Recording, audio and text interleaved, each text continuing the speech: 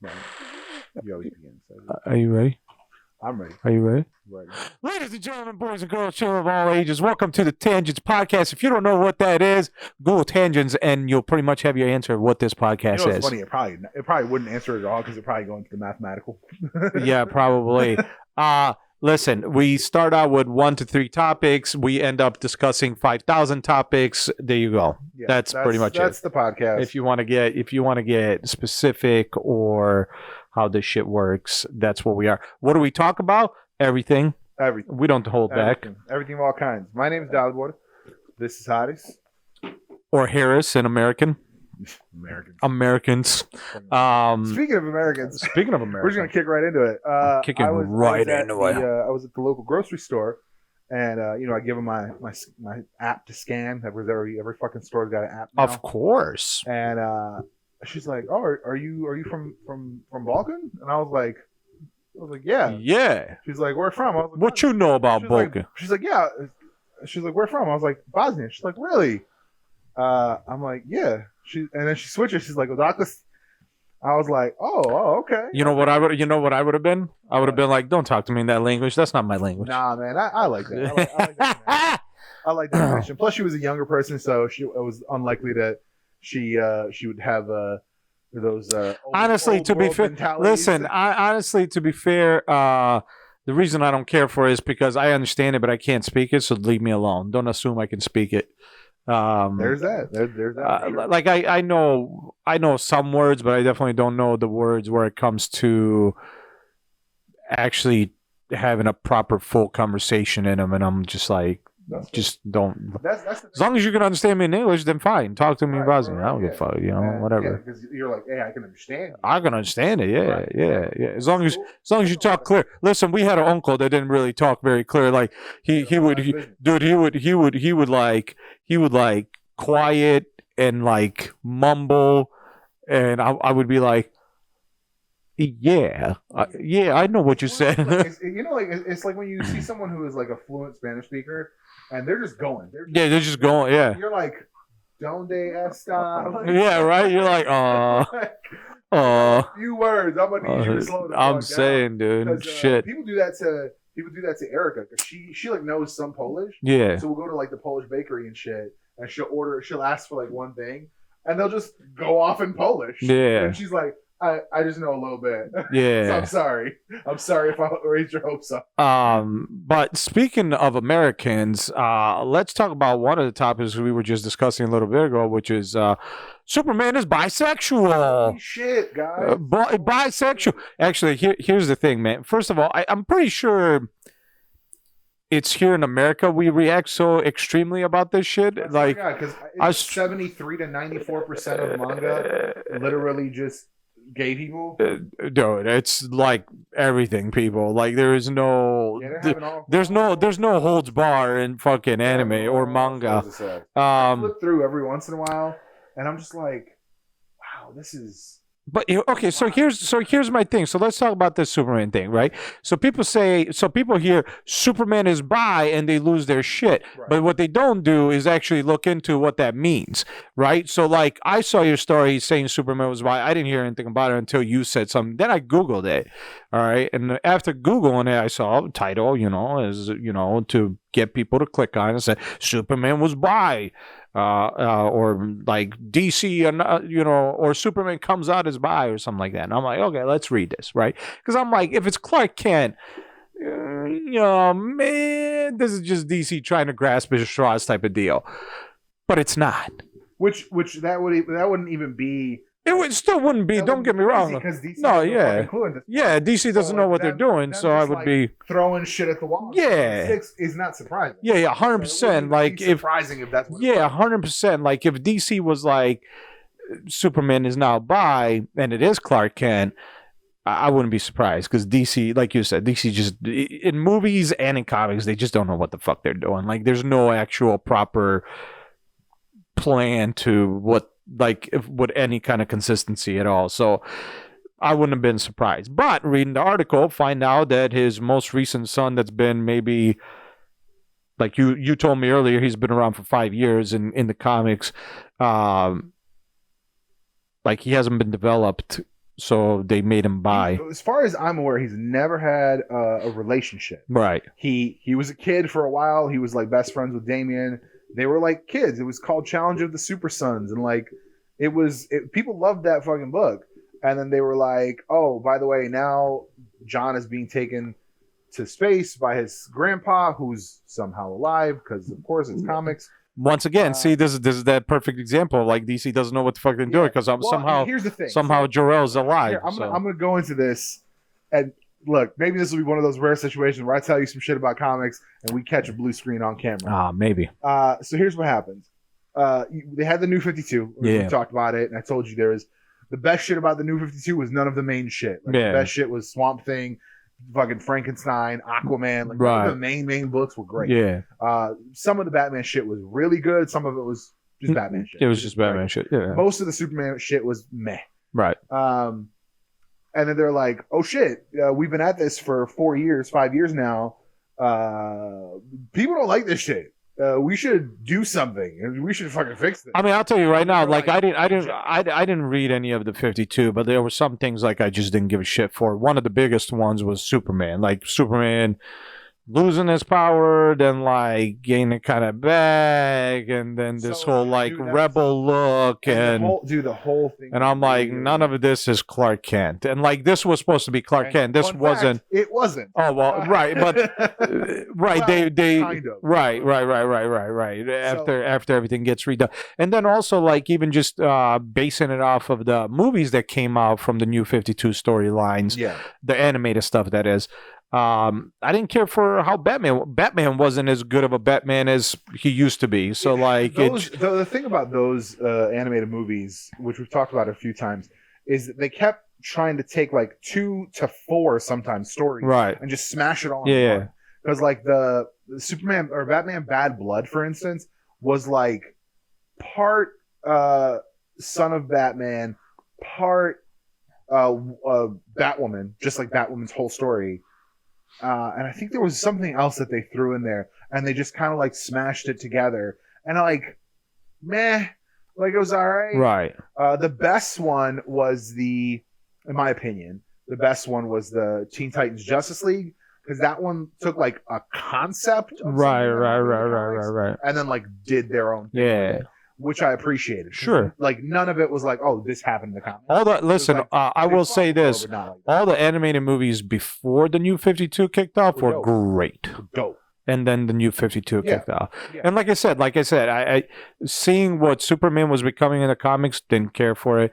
And then just basing off of like what I was seeing in the animated movies of Batman, I was like, well, that just tells me he's not as good of a Batman as he once was, and I don't care for that either. Like, if that's the shit you wanna, I guess, adjust or mess with just for the sake of like changing things up, okay, but like then you just kind of like taking away what made these characters great, you know, and so to try to like boil down that whole thing.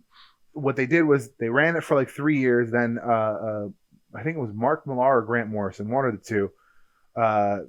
They pitched this thing called Multiversity, and the whole thing is like the whole premise was we're gonna take these like bits and pieces from various alternate universe, various points in history in DC, and we're just gonna bring these like cities or whatever. We're gonna bring all these people into these like dome cities. So what you end up with is you have like 1995 Superman stories, like right before he came out of Superman to her, like that era is in a dome, and they live there. I think for like let's say a year. It was like a year, and like there's one from the like Wild West era. There's one from like various like Kingdom Come and like all these various universes, including Earth 2, which was, by the way, the absolute best thing from the New 52, the Earth 2 series. It like Multiversity was kind of like the culmination of Earth 2, because it was like the Earth 2 storyline ran through, and Darkseid was like, Darkseid shit on that Earth and destroyed it. That Earth is gone. But literally, like the bad guy, I think it was Brainiac, or like it was a dude like that kind of like worked for Brainiac. Nonetheless, the bad guy took them from that world So basically took most of the people from Earth 2 and brought them to this world. And that was kind of like how their story continued into a new planet, which was that planet that they were on. But during that era of like, we just live in these dome cities now, nothing happens, we just live in these dome cities. During that era, Clark and from one of the 90s, early 2000s, like prime DC cities, Superman and Lois got together. Lois got pregnant. Right. And it was like it was kind of like the pre-New 52, like, I think it was pretty recent. Sure, yeah. Like, relatively speaking. And then when that whole story like culminates, they beat the bad guy, all the worlds like disappear or get destroyed or whatever. But they are like still part of it. Right, so, right. like pregnant Lois and Superman from pre-New 52. Right. They're like, what the fuck do we do with them? And I think like they didn't like specify, but then a couple months later, they have Lois and Clark miniseries, and they got a kid. Right. So you're like, oh, okay. And they're living in secret under assumed names. Clark is wearing a black t-shirt and black pants with a silver S logo. Yeah. And he just like shows up, saves some people, runs away. Like he never stays around, you know? Right. He's like the black blur. Right. Yeah. From the And that's kind of like what it was. And then the New 52 Superman loses his powers, goes through that whole period where he's like wearing t-shirt and jeans, which I wasn't a big fan of, or like rode a motorcycle. Didn't care. Gets his powers back, I think almost completely, but then like fights this energy creature and like absorbs all his power and then just disincorporates. Just fucking turns into sand. And Batman's like, who the fuck are you? Because Clark is there because he's like, I gotta go help him. Like, he's gonna need help with this one.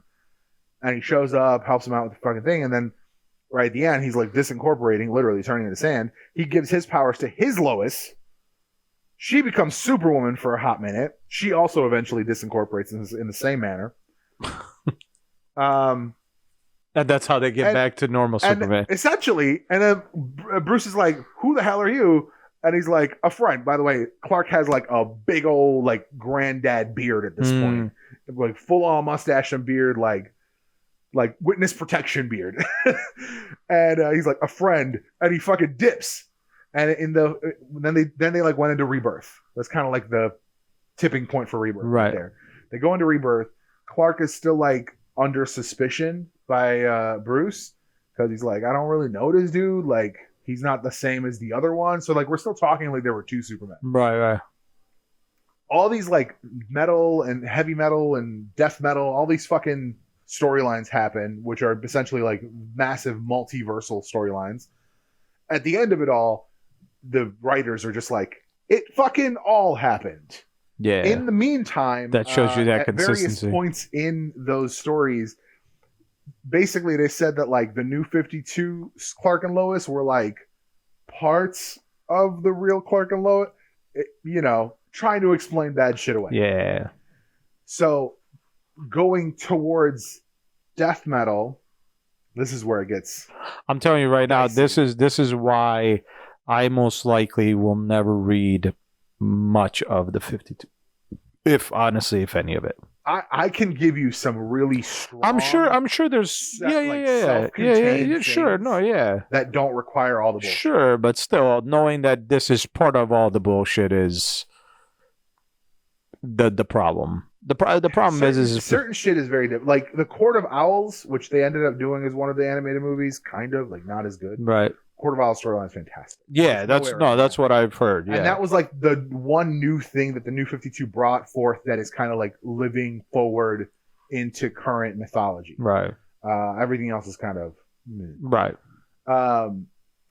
So what happens is throughout all these things, everyone's kind of like, there's always once in a while everyone's like, what the fuck happened? Right. Where did Wally West go? Yeah. Why did none of us remember him? Yeah. Connor shows up. And everyone's like, fucking Connor. Impulse is like, Young Justice is back. And like mid those stories, Tim's like, see, remember how like when we met up in Metropolis, you said Young Justice is back, saying that there had been a Young Justice. Like, I knew you were right, but like technically there never was a young Justice until that moment. So they're like trying to resolve the New 52 and before New 52. And what happens is they do a story called Doomsday Clock. I haven't read it yet, but I have heard the gist, and it's fucking hilarious. Remember The Watchmen? Yeah. Dr. Manhattan, blue guy. Yeah. At the end of the comics, The dick hanging blue guy. Huh? The dick hanging blue dick guy. hang out blue guy. Yeah. Exactly. Yeah. At the end of the comic, basically they're saying at the end of the Watchmen story, he was bored, and he decided to just like look out into the multiverse because he's just infinitely Because he powerful. can. He's infinitely powerful. Because he can. He looks out into the multiverse and he sees the DC world, and he's like, "Huh, wonder what this would look like if Clark hadn't been around for 40 years."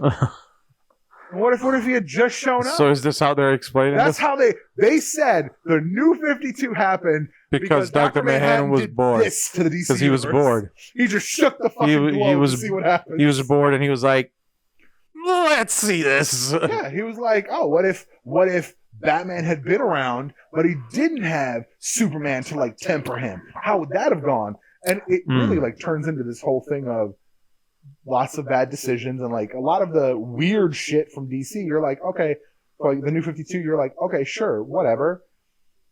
So because of all that, post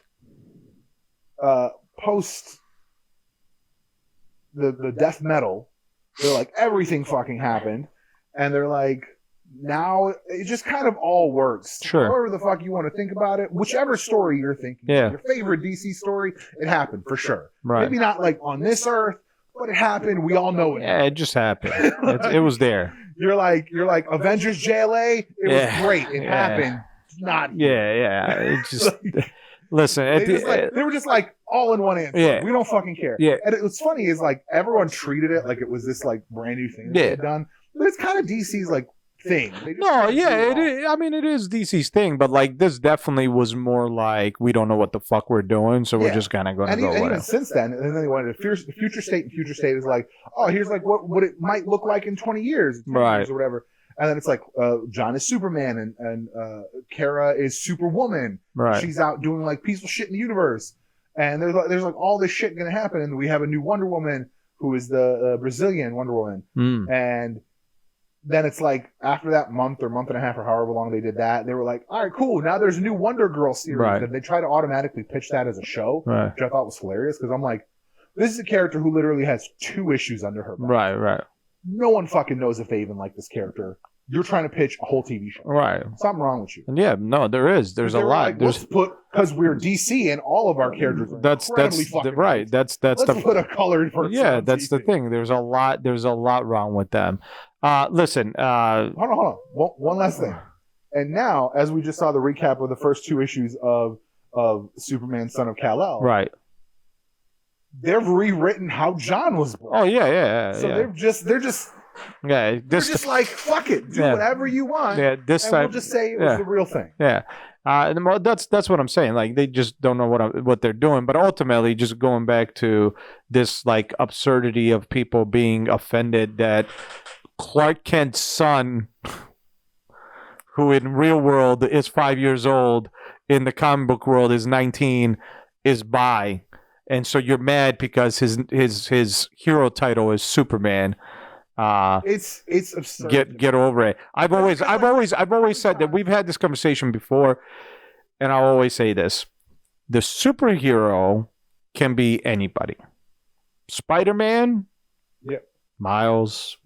What was why am I forgetting the clone's name? Ben. I was going to say Ben. Ben's back. Oh, okay. Well, that's Spider-Man. Okay, cool. That's the main Spider-Man. All right, cool. Well, Ben, Miles, and then I figured out. If you want Eddie, he's no longer Venom now. He's just Spider-Man. Like whatever, dude. I don't care. Like whoever you want to make, anybody can be Spider-Man. But Peter Parker is Peter Parker, and same thing applies here. Anybody can be Superman. In this case, his son's Superman. Mm-hmm.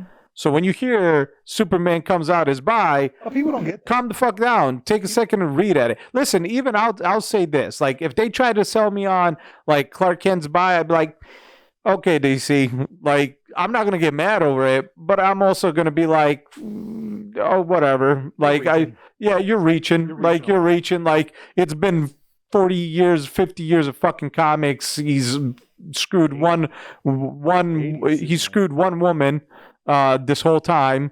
And then in a parallel universe, he probably screwed Wonder Woman. So like for or at least a part of him did? A part of him did? Yeah, sure, whatever. So like at the end of the day, it's like, you know, to me it'd be like you're reaching, but like in this case, like it's his newly developed kid that clearly, once again, also it says Superman, son of Kal-El, so like it's not even the main Superman title, it's more like a subtitle of Superman. So it's like, I forget why Reese's Superman book, because like, it's like, why get mad over something you haven't read yet, like, or you clearly haven't researched yet, because you're just assuming it's Clark Kent. And anybody that's out there arguing like, well, why don't you make an original character and make them bi? It's like, this is an original character. They're 5 years old. In the real world, they're 5 years old. They are an original character, and they just made him bi. So you know what? Looks like your idea worked. If you're not happy that Clark Kent's kid is bi, that's a problem you got to deal with. That's maybe an issue you got to look into, whatever your problem is.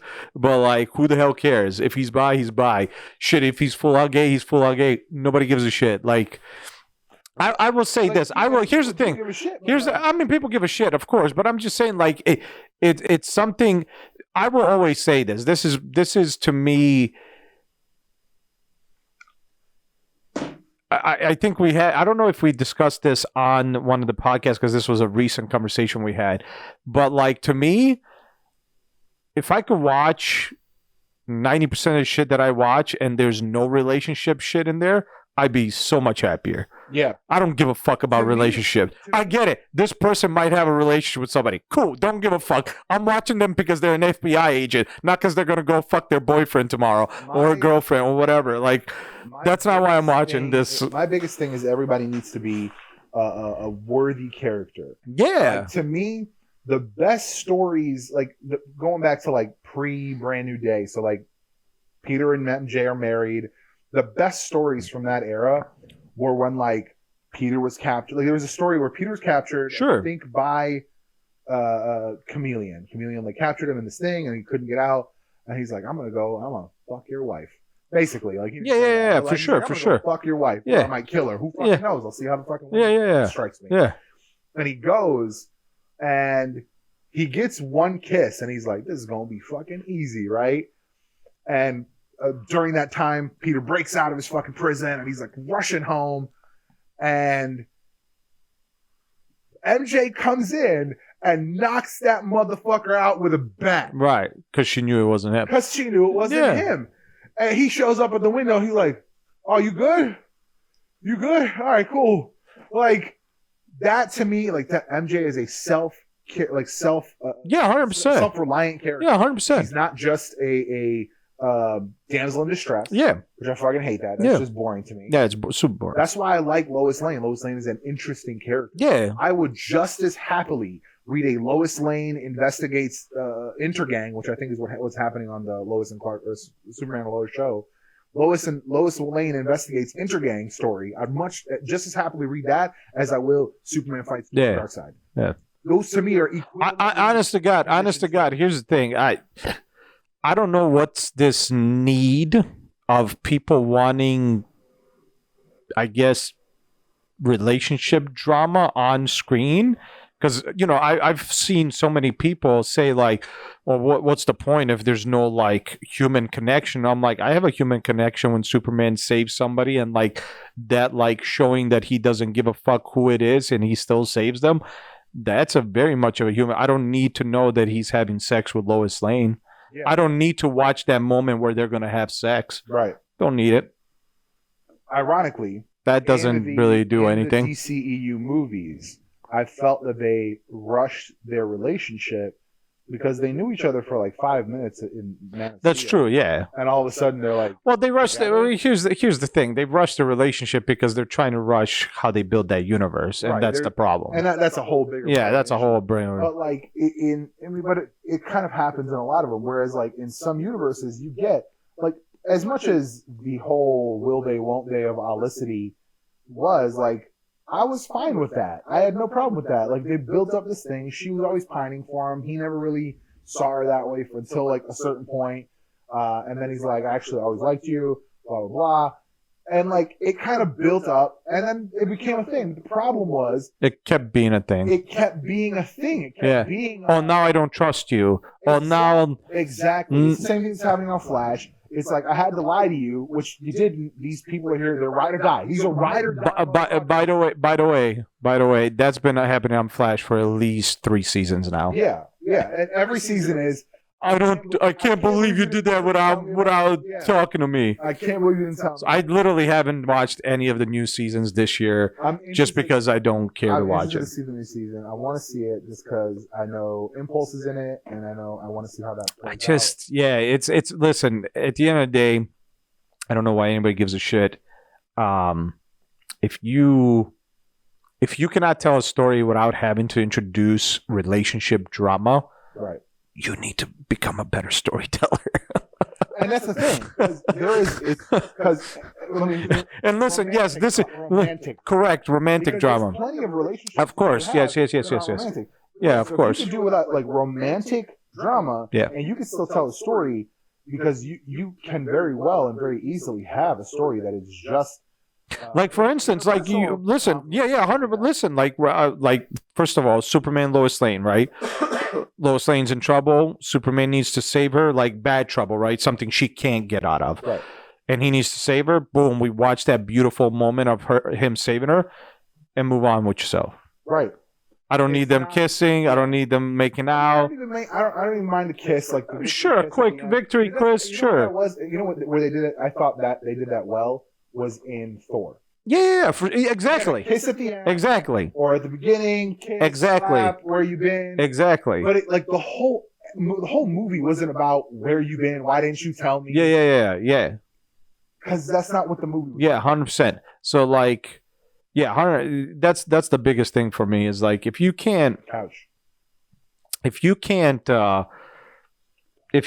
tell a story without involving crazy amounts of romantic drama, you need to be a better storyteller. You need to go back to school or something. I don't know what the fuck you need, but you need. You got to do something because it's just you become reliant on it. Yeah, Like I'm. I mean we've seen it for the last like.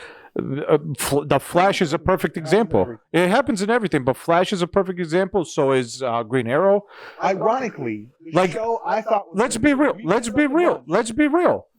Season 1 of Green Arrow was fucking amazing. And it's not just because he was killing shit, because there was almost no romantic drama. There was drama between family, between him coming back, being somewhere. There was drama, but there was no romantic drama. That show was fucking the shit. Yeah. When there was no romantic drama. Granted, he was also a little bit more of a badass in the first season, but regardless, that season was amazing because you're not sitting there focusing like, oh, are they or won't they for the next 20 years? Like, no, it was just him coming back trying to figure shit out. It was a fucking great season. But then they, for some reason, decided that the next 6 required him to have romantic drama issues. And I'm like, why? Why was that a thing? That was not necessary. Like, drama between him and her didn't need to be a thing.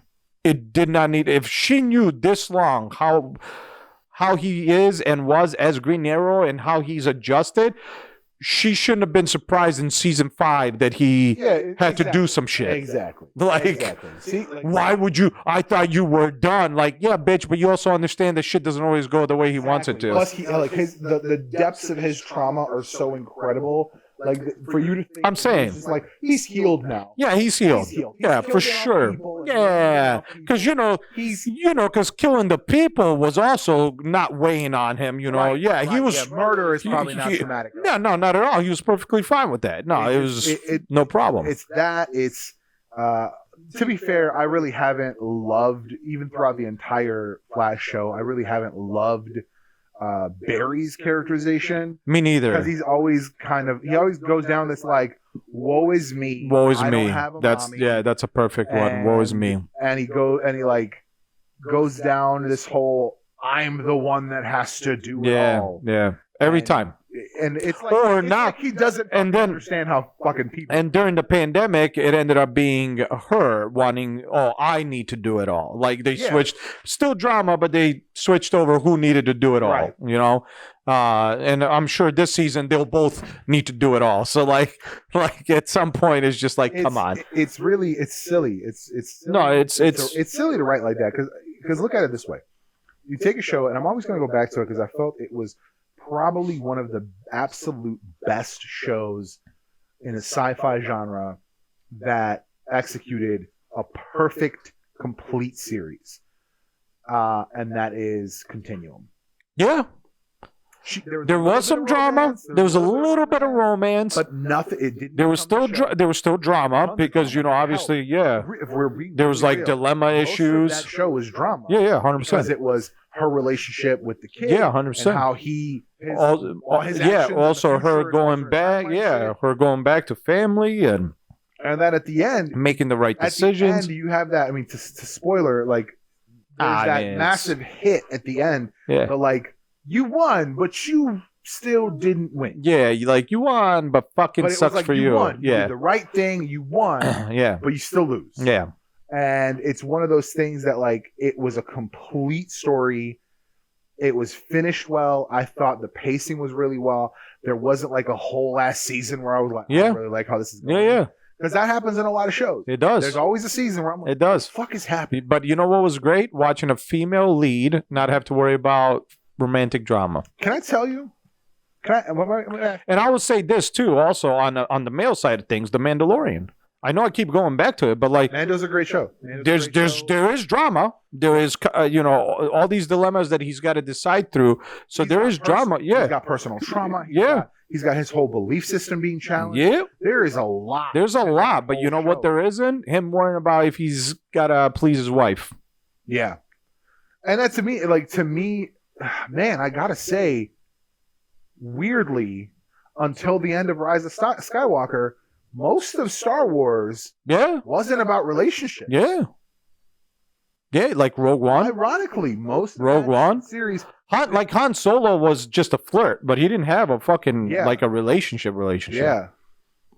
And I said, and what's funny is that they filmed both endings, but they picked the worst one, and I don't know fucking how. I don't know how they watch the ending where she kisses him, and the one where they don't kiss, the one where they don't kiss, and somehow pick the wrong one. Yeah, like there has been to me, and I think to most people that have watched those movies, there has been zero romantic tension between those two. Honest to God, the only tension I thought there was going to be is like they're going to find out they're related. Right. My thought was not that they were going to actually make out. My whole thought was she's broken and doesn't know who she is. He's broken and doesn't know who she is, and that's their whole connection. Like we are the same. Right. You understand? Which I guess you can then argue for the kiss at the end, but like,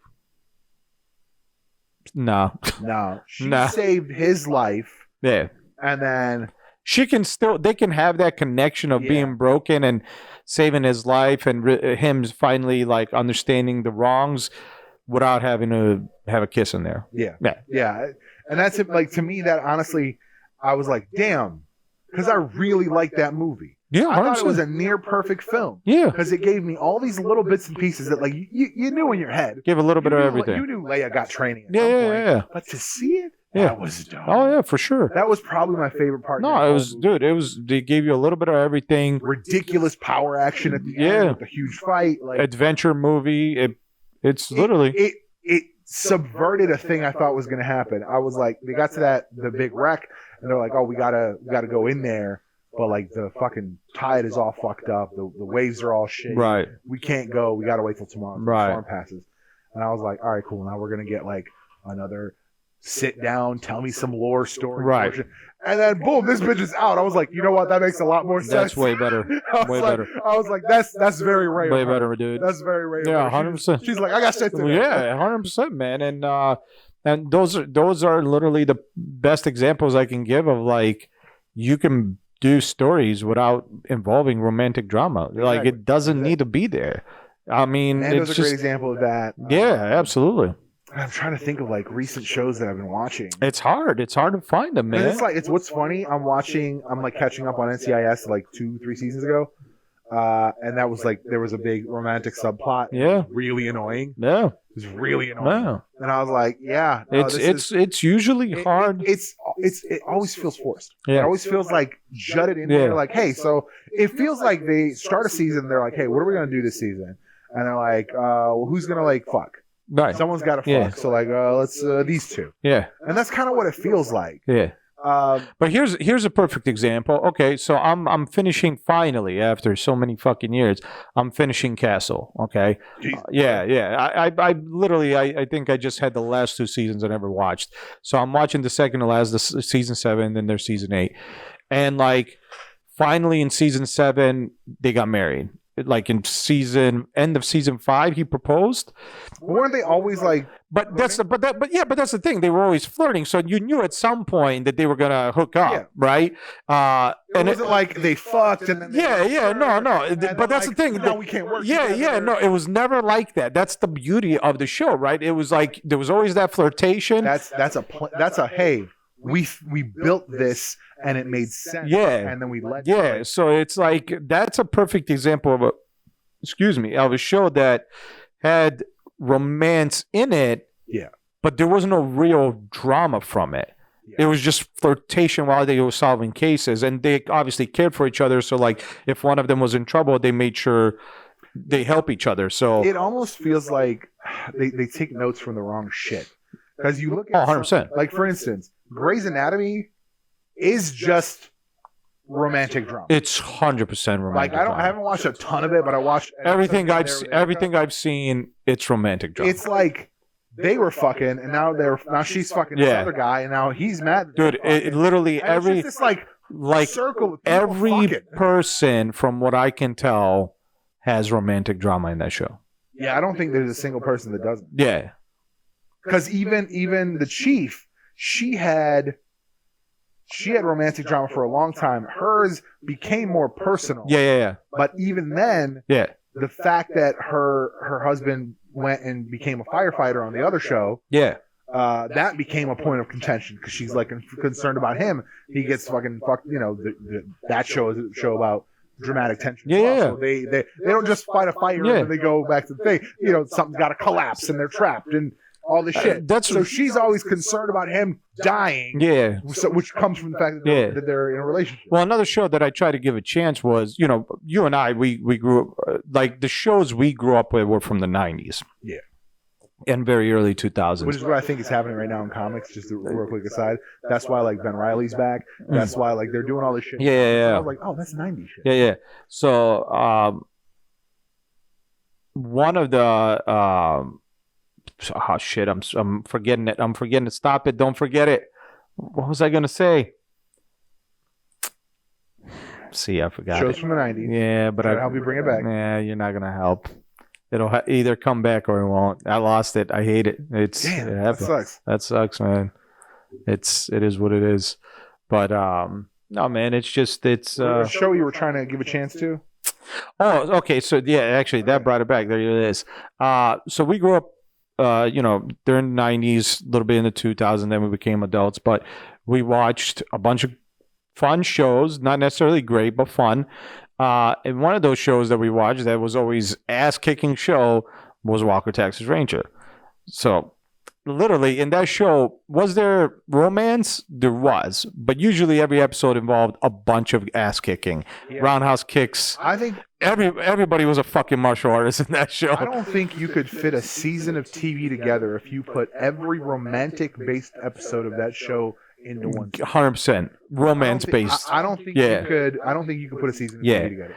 In this new show, it's all drama. I knew it was going to be family drama. And I knew it was going to be that because they pitched the show as his wife and kids die or some shit like that. And he like promises to fucking find the guys who did it. His wife gets killed. Yeah. And Okay, so let me give you a little breakdown on what happens. I'm not gonna spoil. I gave it 3 episodes. But I can't spoil it for anybody because I gave it 3 episodes. So like I don't know the whole story. But this is how it starts. First episode, you watch him. They're both police officers, right? He's a walker. He's a Texas Ranger, and she's. I don't know if she's a Texas Ranger or like something else, but she works in course like they know each other's cases, and you see them switch, right? He's going to the family where she's going on a case. It's nighttime, so he's going in there to. He tells her to be careful, so you can kind of like foreshadow, like it's not going to be careful. Be careful. She's going to die. And then, sure enough, like within a few minutes of them showing like having fun with his parents and his kids, he gets a call. It's her telling him that something went wrong, and she gets killed on the phone. On the phone. And so essentially what ends up happening is he throws himself into a undercover case for 11 months, and he leaves his kids behind. And his and here we go. You abandoned us. You weren't there. We thought you were dead. Bro, for the first 3 episodes, all I'm like watching these kids like hate their father, and I'm like, listen, you miss your mom? Yeah, this is a woman he loved so much that he married and had kids with. It's funny because to me. But like, dude, it's so much drama between him and his brother because apparently his brother was trying to take I want to say ownership, but that's not the right word. Where he's the father figure, he's the legal guardian. He wants to take what's the word? Him? Essentially, yeah, he wants to adopt him. He wants to work with lawyers, and because they didn't know if he was alive or dead because you couldn't communicate on the cover, and nobody told Walker, and he got mad. And now it's about rebuilding his relationship with his kids and finding the guys who killed him. But here's the thing, like. Apparently he did find the people, but he doesn't believe because there were so many unanswered questions, and they were answering the questions little by little. Between episode 2 and 3, they answered 2 of the questions that he needed answers for, and it's just like this constant like drama with his daughter. She's like misbehaving. She's going to parties, and she doesn't love him, or she loves him, but like she's upset with him, so she causes problems because he was not there. And I'm like, you had his brother who loved you like a father, apparently. You had his parents, your grandparents, who clearly loved you and took care of you. Okay, your dad wasn't there. You should still know better not to throw a fucking underage drinking party at your old house when your dad's a fucking Texas Ranger. That is just or get caught with your illegal friend in the car having drugs on you. So she dies in the first episode. The wife does, yeah, pretty much in the first like. Here's my problem. 5, maybe 10 minutes of the show. Here's my problem. Probably 5. It's hard for me to accept. It's hard for me to accept that there is. Not even. Let me rephrase that. It's not hard for me to accept. It's I don't care about that character. Like conversely, on Flash, we found out he was investigating his dead mother's murder, right, and has been for a long time, right. And they build that up. They build that up. You get a flashback. Yeah, 100%. To me, I care more about.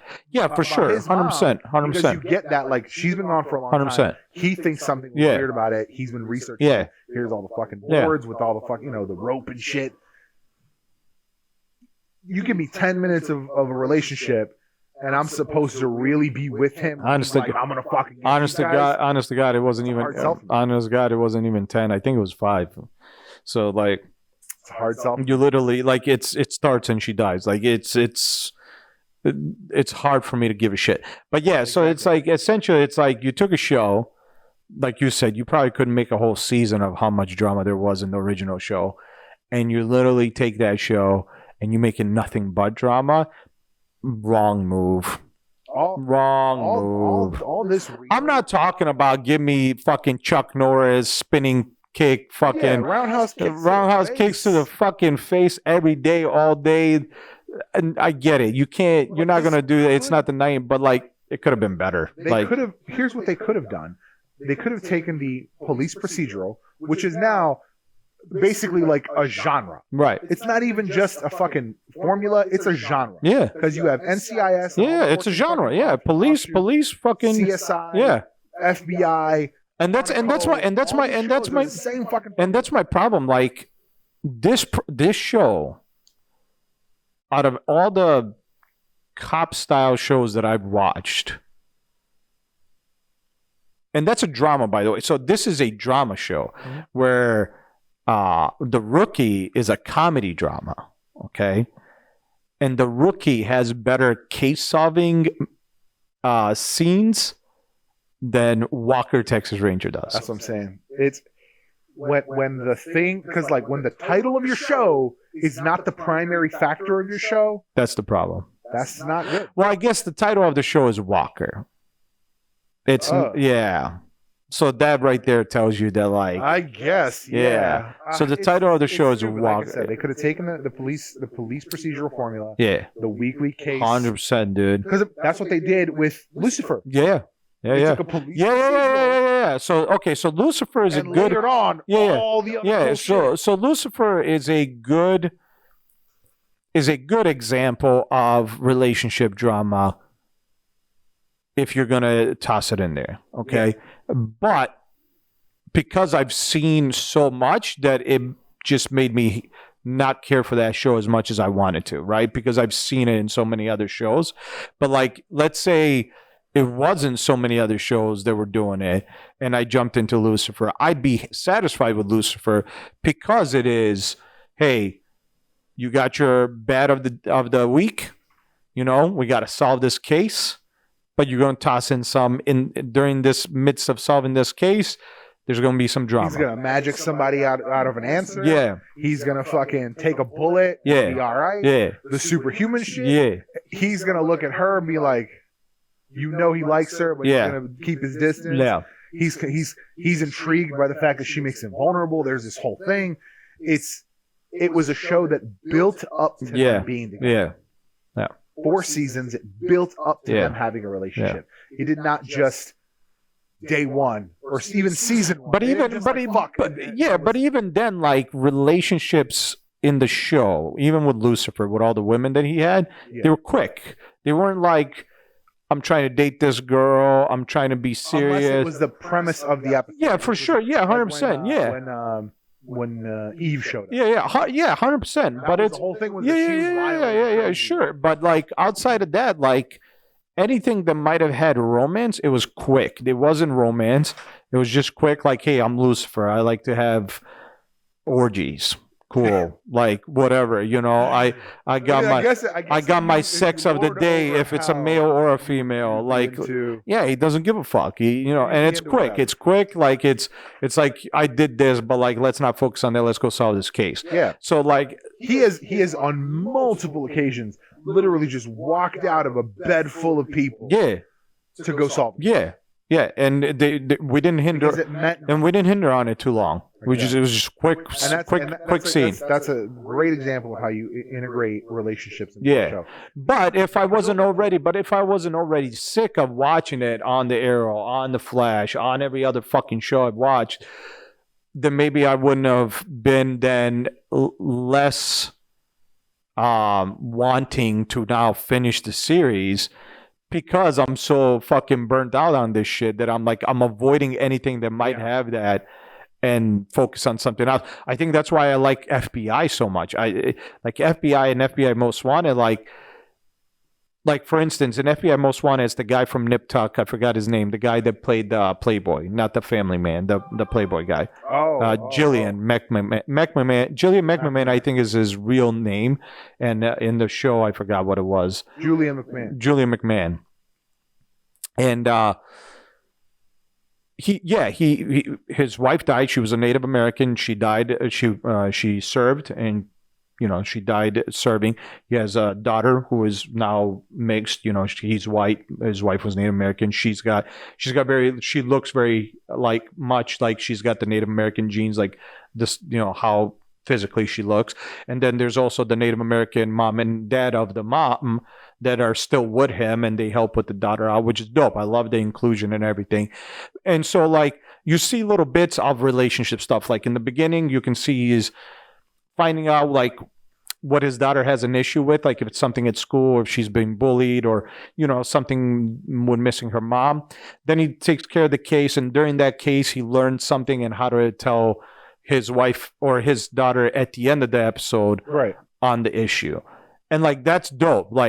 We just get these 2 quick scenes showing that there's a person there, but then the rest of the time we're watching a fucking let's solve this most wanted case.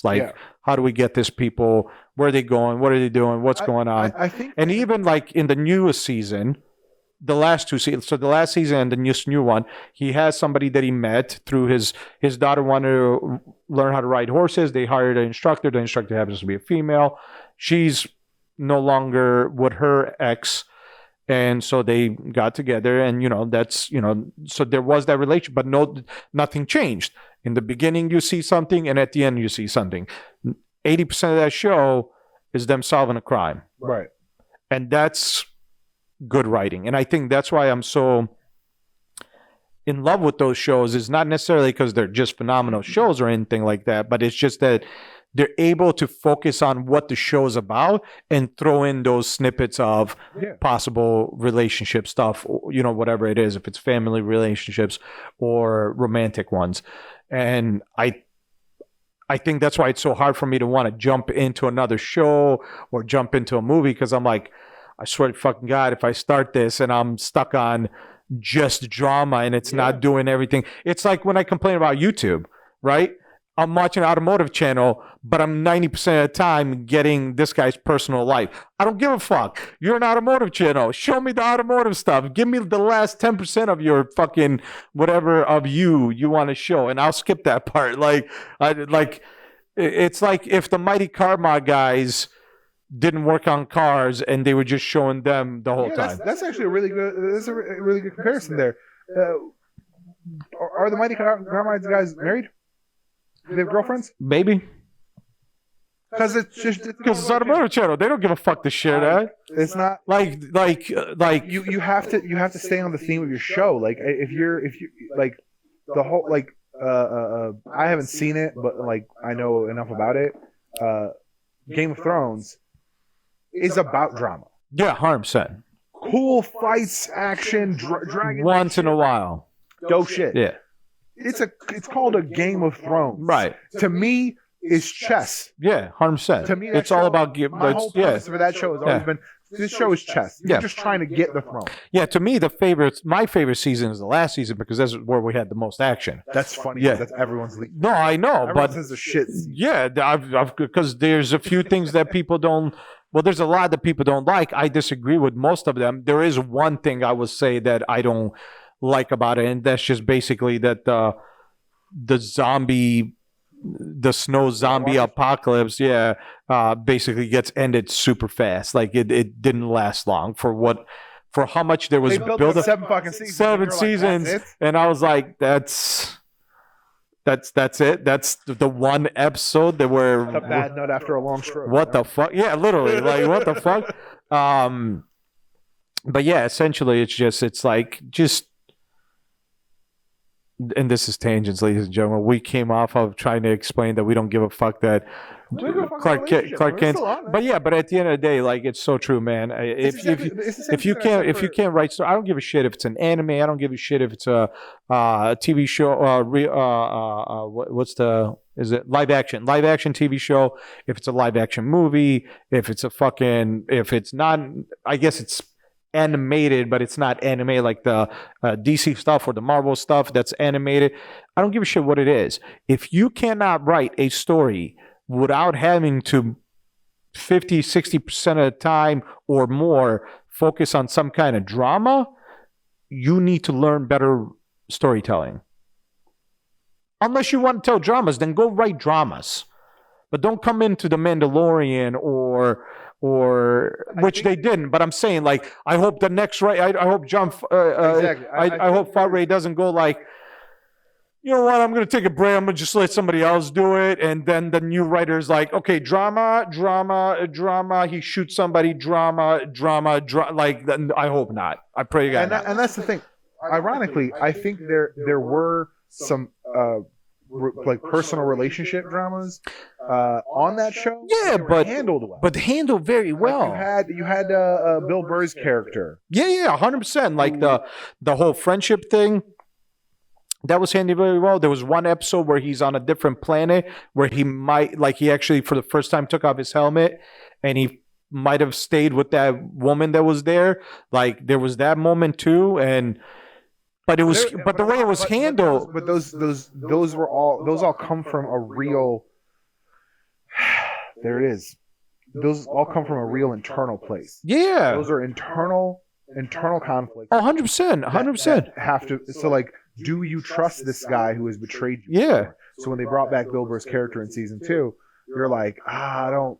Yeah. The conflict is not, I'm mad at this guy. Yeah. The conflict is, do I trust him? But is he going to do right? Is he going to have my back? But most of the episodes still involved other things. Yeah.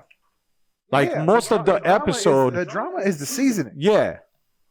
I don't know how anything that we said was that. I know, I don't either. Yeah, it's like it's but exactly. The drama is essentially just seasoning within the episode. Like it's everything icing on the cake. You still gotta have a cake. Dude, yeah, dude. Everything else that's all fucking Arrow has been. I know. It's just icing on top of a tiny little cake. I know. It's a mountain of icing. It's like you were like, I really like that first cake. Yeah, but exactly. I'm not really down for this. So I honest to God, like, I'm not trying to disrespect anybody. I'm not saying it's not even about respect. I honestly think when they said, "Oh, Tim is now not straight," because they haven't like specified with him. Yeah, if he's bi or if he's gay, Tim, whatever. Yeah. Which, by the way, there was I flipped through. I think the newer issue of Urban Legends, which is the same book he came out in. Well, like it still technically hasn't came out. Nonetheless, he's going on a date with a boy. That's as much as. Yeah. He shows up and he announces himself as Red Robin, and I almost fucking peed myself because he's been like dancing around this like "Who am I?" for a while. Right. When he announced himself as Red Robin, I was like, "Yes, now give him back the suit. Let's move on." I know, right? Like I was so mad about the suit being gone. But like when they said, when they did that thing with him, and they're like, "Oh, he's going on a date with a boy," I was like, cool. Yeah. What I don't want to see is like 3 issues of him going on dates with boys. Yeah. Or even with this one boy. No, I agree. I agree. Like, oh, do I tell 100%, 100%. I'm Robin? Yeah. I don't like care. that little bit at the end saying like, "Hey, you want to go on a date? Cool." That's now we know that he. The ironic problem, and this is I haven't read the story yet. I've skimmed through it. Somebody like talked about the whole story. It seems that they took this story, which was basically about this cult abducting children, and they just kind of like, they like very lightly wrote that story, and then they just like layered all the narration and everything about the story about him trying to figure out if he's gay. Oh, okay. So it's like, well, it just seems like the fighting and the rescuing is all incidental. Yeah, it's all leading to this moment. So and I'm like, I guess if you're writing. Because to me that's like, all right, if you want to write this one story from like very much Tim's internal struggle, right? Like this is everything. That's fine. Listen, I get that if you this story, if every story that Tim's in from now on is him trying to figure out if he's gay or trying to be like that guy's ass looks cute, I don't care. That's all right. Then that's too much. That's not what we want. But yeah. That's really all I got to say, man. I just don't care. Somebody tweeted on about the Batman or the Superman thing, and I was like, you know what? Just do the Jonathan Hickman route, like he did with the X-Men. Make them all pansexual, and then just whoever they want to fuck that week, they can fuck them, and we don't have to spend three issues on it. Yeah, like just.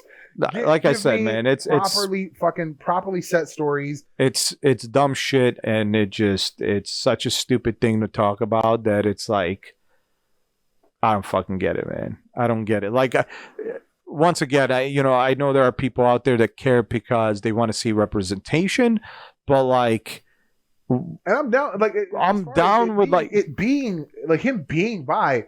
That's great. I have no problem. Yeah, but just don't focus on relationships. If you want that.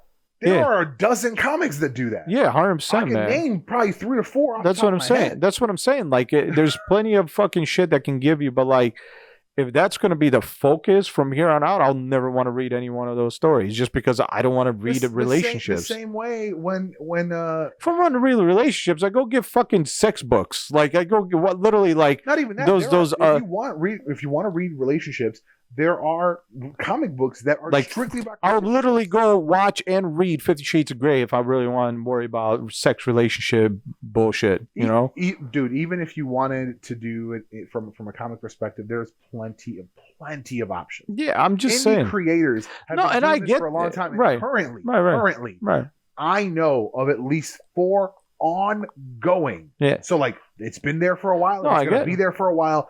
Comic book stories that are primarily focused on non-straight characters. And but like no one's talking about those. So the reason they do this, and I get it, is so that you can have a headline that says Superman is bi. No, I get that. No, I get why they do it. Yeah. Next issue is about him going to save some people. Right. Fight some dudes. That's what I'm saying. And then he comes back and he's like, "Hey, what's up, dude?" Yeah. Cool. Because that to me is the same thing as, "Hey, what's up, Lois?" Yeah. It's as long as that character gets built up. Yeah. Some of the people are like trying to be smart about how they're like hateful and like how they're homophobic. Of course, yeah. And they're like, no, the problem is that this character is brand new. Like the boyfriend. I mean, I guess they're not technically boyfriends yet. Nonetheless, the kid he's with. He was just his character was just introduced and he has pink hair and of course he was going to be bi and like we all knew it, but like he wasn't developed. I mean, to me, in the appearances that I saw him in, he was a reporter. He stands up for what he believes in. He idolizes Lois Lane. I know a lot about this kid. Tell me he wasn't developed. I even if he wasn't, I wouldn't care. I don't need every person. I don't need every person that a superhero goes up and says like, "How you doing?" or "It's good to see you again. Let's make out." Yeah. Like I don't need you to develop that story for me. Yeah. Oh, okay. They met somebody at some point. Cool. I listen. I'm reading stories. I could kind of fill in the lines. Yeah. You know, if you can't do that yet. If you can't, exactly. If you still can't fill in the lines sometimes because it wasn't fully explained to you. Fill in the blanks, my friend. That motherfucking shit. Like, goddamn, man. Like, it's silly. On a kind of like parallel tangent here. In the Batman books, there's been an interesting. Well, I don't want to say shakeup, but again, not Luke. Is it Luke? Maybe it is Luke Fox. Let's say Luke Fox is now Batman. And ironically, he covers his whole face. And people have been making this joke on TikTok and Twitter and a lot of places. I can't wait to hear it. So if I think I know where this is going to go, I'm gonna then throw it in people's faces. People have been making this joke for a long time, just because they like to call out Batman for being a rich guy who beats up poor people. Yeah, sure, of course, yeah. And he's a vigilante, which is illegal. And people will make the joke of... I mean, he's rich, so he gets to get away with it. No, they'll say, Batman has half his face uncovered so that... Because he needs the police to know that he's white. I was like, yeah, that's not necessarily... Like, I don't know that that's the reason, but I'm sure that doesn't hurt. And then I'm sure that's not the reason, because if you look at... Batman, his whole face is covered, and I was like, are they really doing this? And here's I'm gonna tell you right now where everybody that's thinking that way is wrong. McGinnis, Batman Beyond, full face covering. That's true. Go fuck yourselves. I win. Argument over. That's the future. I don't give a fuck. The future is different. I don't give a fuck. I don't give a fuck. Race is less of I don't give a. In theory, yeah, I'm sure it's not. I don't give a fuck. I still win the argument because that McGinnis has been out since fucking I don't know, beginning of time at this point. Multiple Batman costumes. I'm saying, like, you can go kiss my... I always thought it was a funny joke until they introduced this new Batman, and I was like, you can kiss my ass. Are they? You can kiss my ass. Iron Man. Iron Man's got a full... Because they even did that. They even did that. I know different publishers. But they did that in this most recent issue of the I Am Batman book, where he's fighting some dudes, and they're like, he's like, you're something like, he's like, you're like, you're Batman, and he like takes off his like, I guess it's like a faceplate. Huh. Although even though it looked like fabric, which I thought was weird, nonetheless, so he takes off the faceplate and he's like, "Do I look like Batman?" And I was like, to me, as a person who takes visual cues, you're dressed in a black and gray costume with a giant bat on your chest and you have ears. I would be like, yes. Still looks like Batman. I don't know what you're doing otherwise. Yeah. But he's like, and then he's like, "Oh, so you're not real." He's like, maybe the real Batman could handle this guy, but you, no way, right? And then he like, I think he kicks him again or some shit. And he's like, "Just for the record, I am Batman." And I was like, "Wait a minute! You just said, do I look like Batman?" Yeah, no, that's indicating that you're not Batman. No, that's all stupid shit. None of that is relevant. So as soon as they did that, I was like, "This isn't even about that." First of all, here's the thing. I will always say this. Always, I've said this to you before. Most of these costumes don't even make sense. A full face covering to keep your identity secret makes sense. Yeah.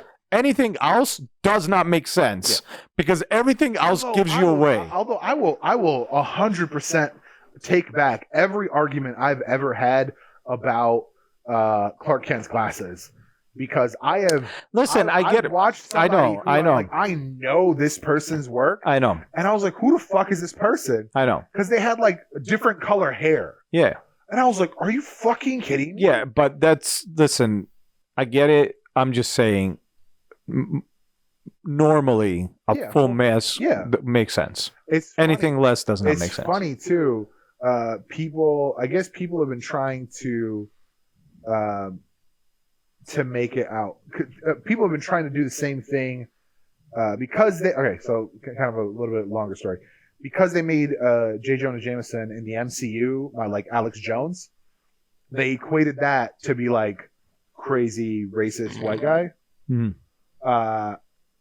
And they're like trying to like roll that back onto the comics and be like, oh yeah, that's why J. Jonah Jameson hates Spider-Man because he thinks he's black under there.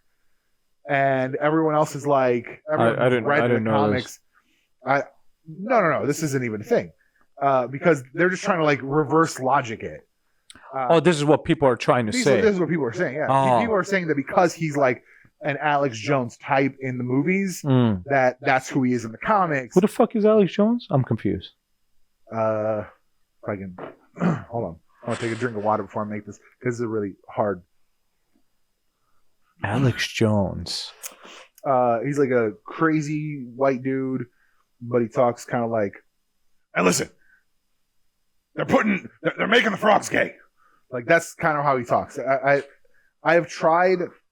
So nobody I give a shit about. He's a crazy great person.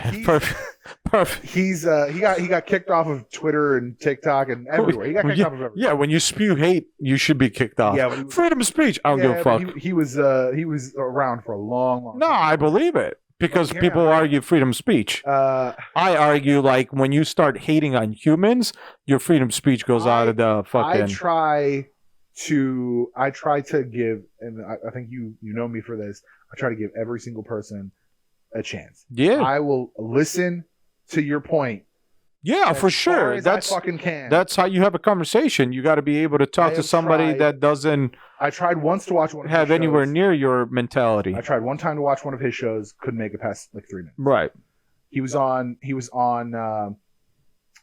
Flagrant 2, which is Andrew Schultz's podcast, which is my favorite podcast. Real quick, when you got to go? Oh, like 6:30. Oh, okay. Andrew Schultz, Flagrant 2, one of my favorite podcasts. And I was like, maybe they'll like frame him and like give him a little bit of buffer to maybe I'll be able to like hear this guy's points beyond the crazy. Yeah. 5 minutes. Couldn't do it. Yeah. As much as they were trying, couldn't do it. But here's the thing. They brought him on again. And I was like, I will one more fucking chance 2 minutes. I was like, I fucking can't, because this guy goes within 2 to 5 minutes. This guy starts going into lizard people, gay frogs, shit. That is. But here's the thing. Here's talking about. But here's the thing. Here's the thing, though. Like that doesn't necessarily bother me. It just depends on how they go at it. But for instance, like for me, like I could have a conversation with Joe Rogan, and back in the day, I would agree with 90% of shit Joe Rogan said. But nowadays, he's fucking. He's getting a little wild. He's getting. I mean, I feel like the brain cells he used to have might be being gone. He might be losing them a little bit. A little too much keto. Too much keto, not enough carbs. Like clearly, shit. But I could still sit down and have a conversation with him, and understand where he's coming from. And you couldn't with this guy. No, probably not. I mean, listen. This guy is. Listen, Joe Rogan. Listen, at the end, 100%. Yeah, 100%. He'll always sit down and have an actual conversation and listen to you, and he might process it. Yeah, he might not process it, or he might not just agree with you, and he'll fight. He'll argue back and shit like that. But like, I could 100% like but I don't think there's ever going to be where there is not going to be one or two or three or more human beings that just in this world you're not going to be able to sit down with, because they're clearly out of their mind, and like no matter what you do, it doesn't matter. Right. No matter what you say, they'll never see your point of view. I'm not saying to change their mind, but they'll never be able to even remotely consider your point of view. Low couch. And that's a problem. Like, you should be able to at least if you're not able to listen to people and consider why their point of view might be something that. Whoa, couch.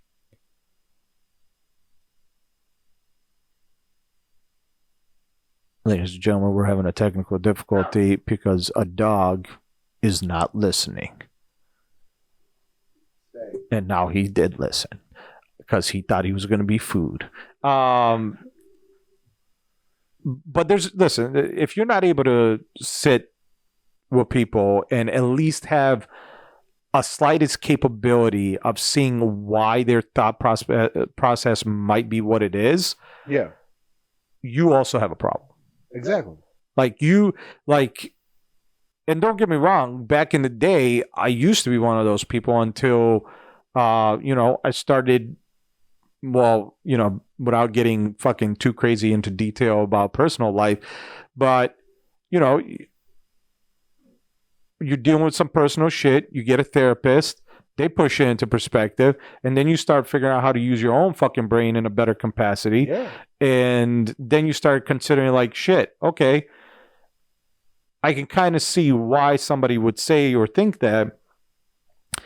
But then at the same time, like, do I agree with it? No. But that doesn't mean like I can't understand why somebody might look at things that way. And I mean, it could be, multiple things. It could be just the information they got. That's what, they accepted as the information. It could be they're just crazy. I mean, it could be so many different things that it's like, you don't know. You don't know what it is. And if you're not able to at least understand why it's a possibility on the different levels, then you also need to look at your own self, because you need to be able, you live in a world of where the next person you talk to almost certainly is not going to agree with you. Right. They're not going to see eye to eye or whatever. So like everyone, we're at a point that there is, and again, I think this is partly the internet's fault. Oh, 100%. Everyone, not like groups of people, every single person has what they believe is a nuanced position. Yeah, 100%. From their perspective, their position is unique. Yeah. And we are no longer finding people to and by the way, align ourselves right. with, like, we agree with the most things. Yeah.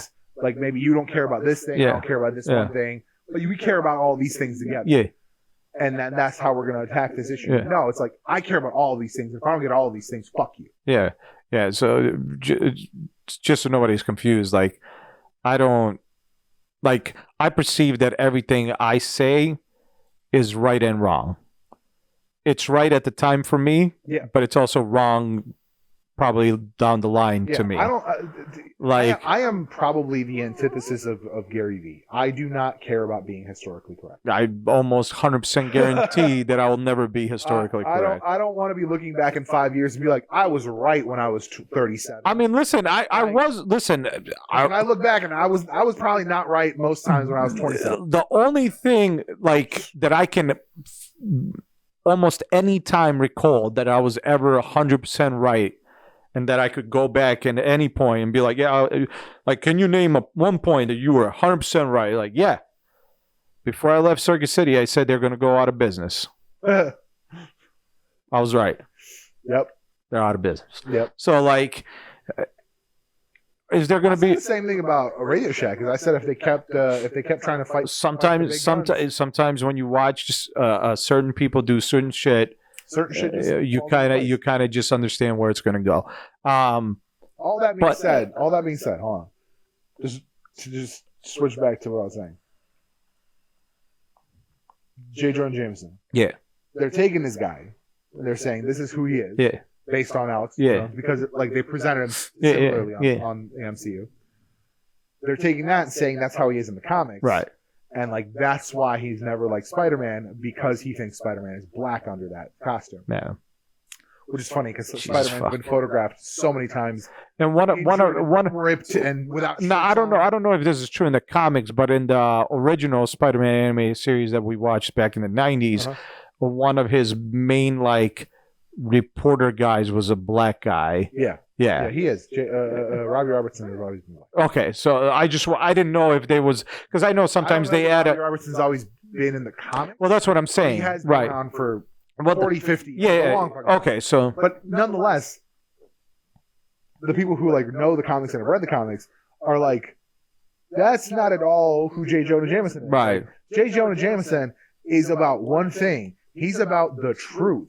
The only reason he hates Spider-Man is because Spider-Man disappears at night. Yeah. Spider-Man is gone when he leaves. Yeah. After Spider-Man saves somebody, he's gone.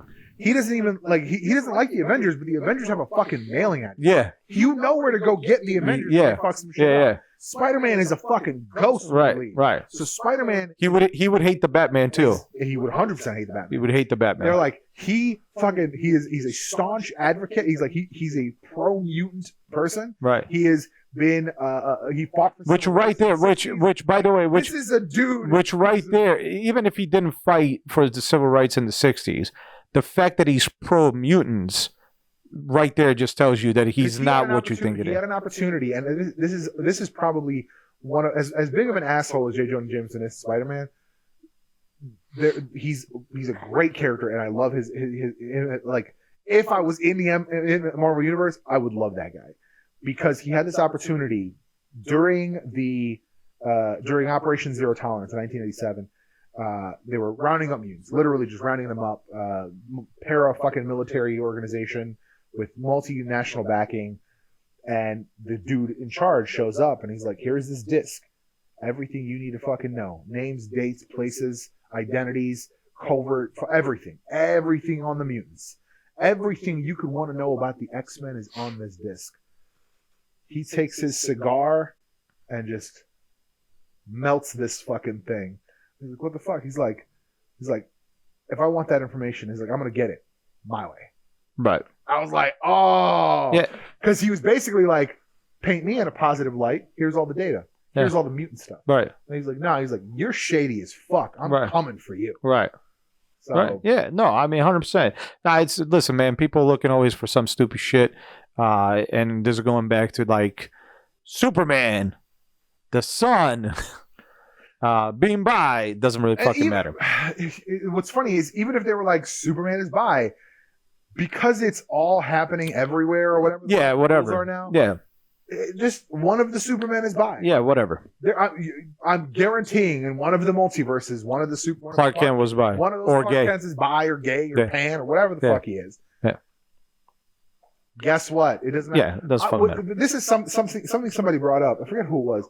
But they were like, actually no, it was DeFranco. he was like, if Superman could be a skateboard riding lizard, and that was a real thing that happened once, he showed the photo of it, and I was like, that's funny as shit.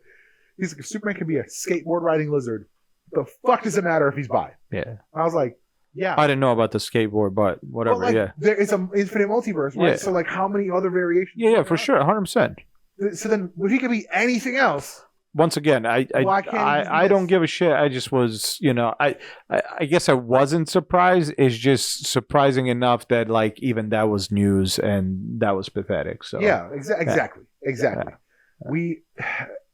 But my concern from fan perspective is that they did this for the news.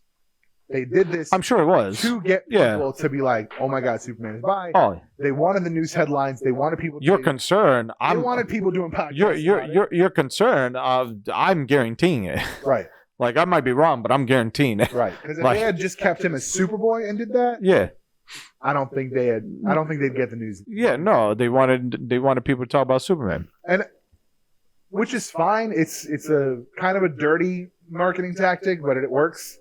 Because people are going to do it. Marketing tactics are marketing tactics, man. They're all dirty in some way or another. So it's just how dirty do they get? But going from there, on the marketing tip, we just watched the trailer for. Granted, the show's out already. Yeah, it shows out. We just watched the trailer again for Star Wars Visions. Oh my God! First of all, can I say, I saw like the first 10 seconds. By the way, I know we talked about Star Wars a lot in this podcast already.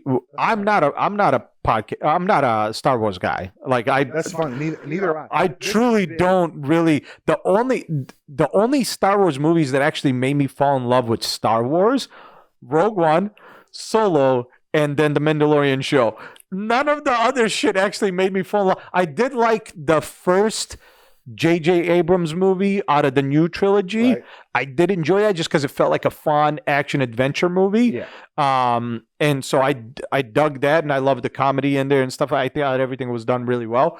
But it didn't make me fall in love with Star Wars until these single off story stuff was what made me fall in love. Would you say the original trilogy? Would you describe those as like fun action adventure movies? No, those are boring as fuck. Here's something I want to tell you that I just watched. I watched somebody talking about Star Trek First Contact, which is apparently universally regarded as one of, if not the best Star Trek movie. Oh, okay. And someone's talking about it, and they're talking about like this whole thing, and it's like, oh yeah, he's like, this one's a lot more action adventure-y. They made it more Star Wars like, and I was like. So that year, which was like I think 1997, the only Star Wars you could have been referring to is the originals, and I was like, no, they're super boring. I mean, don't get me wrong. No, don't get me wrong. Do they have action and adventure? Yes, but they're still boring. Like all they did is they increased the action right to the like procedural science right from the show, right? Because. I'll be honest, all of those movies, and I thought this was the right thing, from Star Trek the Motion Picture all the way to fucking Nemesis, all of those felt like long episodes. Yeah. Just like amped up to Hollywood budget level episodes. That's I got you. As opposed to like as opposed to the newer ones, the J.J. Abrams, ironically enough, the J.J. Abrams Star Trek movies, those did not feel like classic Star Trek at all. No, those felt like action adventure.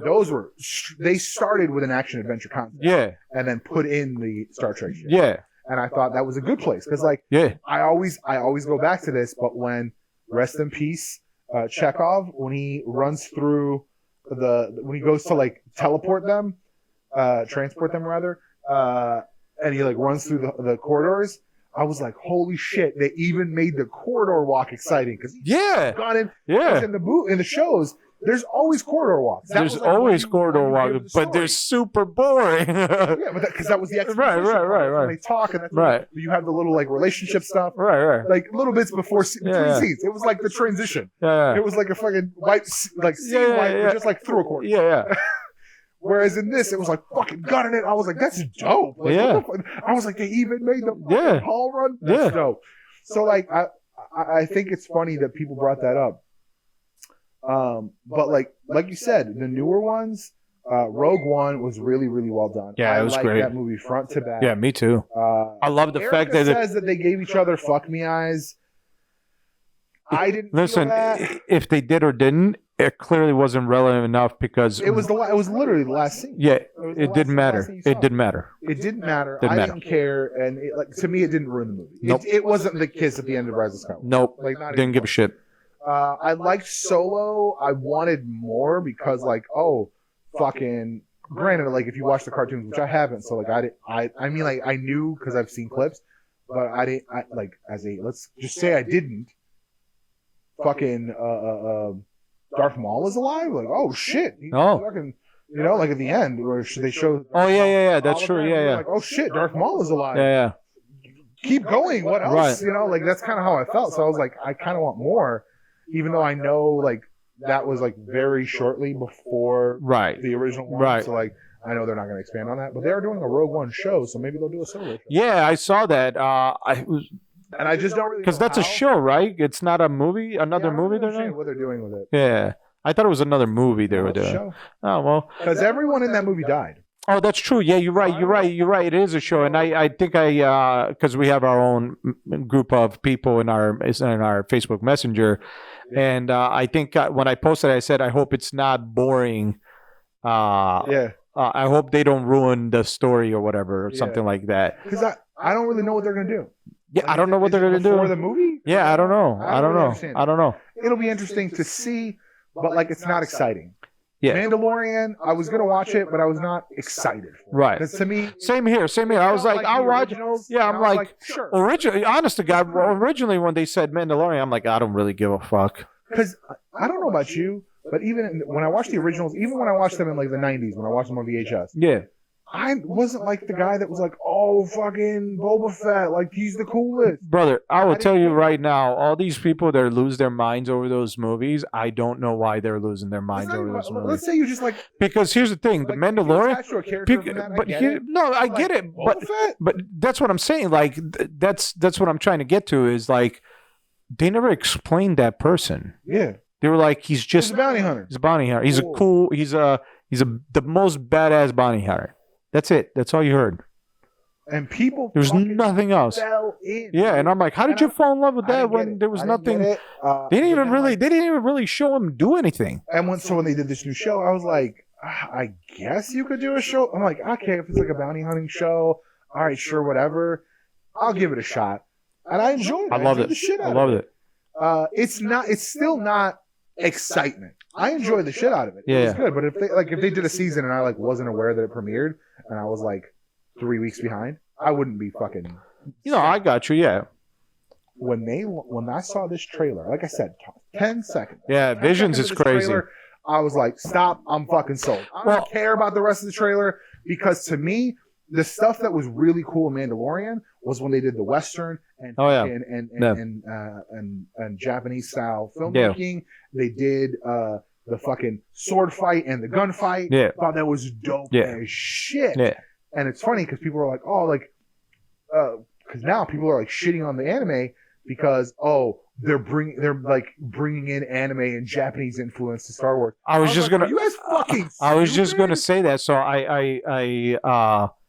So I saw Visions, right? I saw the trailer. The trailer I saw was all Japanese. So I was like, fuck, I hope there's a dub. Right. And then I realized it's already out. And then I clicked on it and it had English options. That's why when you posted that, I was confused. I was like, I saw the trailer. It was in English. Yeah. So I was like, what the? I'm like, okay, cool. So that was dope. But even watching I wasn't reading the subtitles because I was trying to pay attention to the visuals, and I was like, I hope this has a dub. My eyes just fucking opened wide, and I was like, just that first shot. Holy fuck! Dude, honestly, but then double take the first shot because it's from the old school. Yeah, old school. Yeah, I had to double take on that because for a second I thought it was live action. Yeah, I was like, are they doing it like an old school? Right. Because that would be sick. But then I googled it, and then I saw I think it was Rotten Tomatoes from the viewers' side of things. I can't remember if it was Rotten Tomatoes or Google, whatever it was, but like the viewers were giving it a low score, and I'm like, what the fuck? Like this is the, like out of all the shows that were animated, this is the best one. Yeah. Like all that other animated stuff is like kiddie style compared to this. This shit is like grown up. I'm kicking your ass. And I like the anthology style of it. Yeah, I think it was Batman Year One that had the anthology or something like that. I can't. Gotham Knights. Gotham Knights. Gotham Knights. That was fun. Halo had it. I know there was another one that I watched that had it, and I'm always a big fan if it's done right. I think that what's it called? Show on Netflix, the Robot Love something.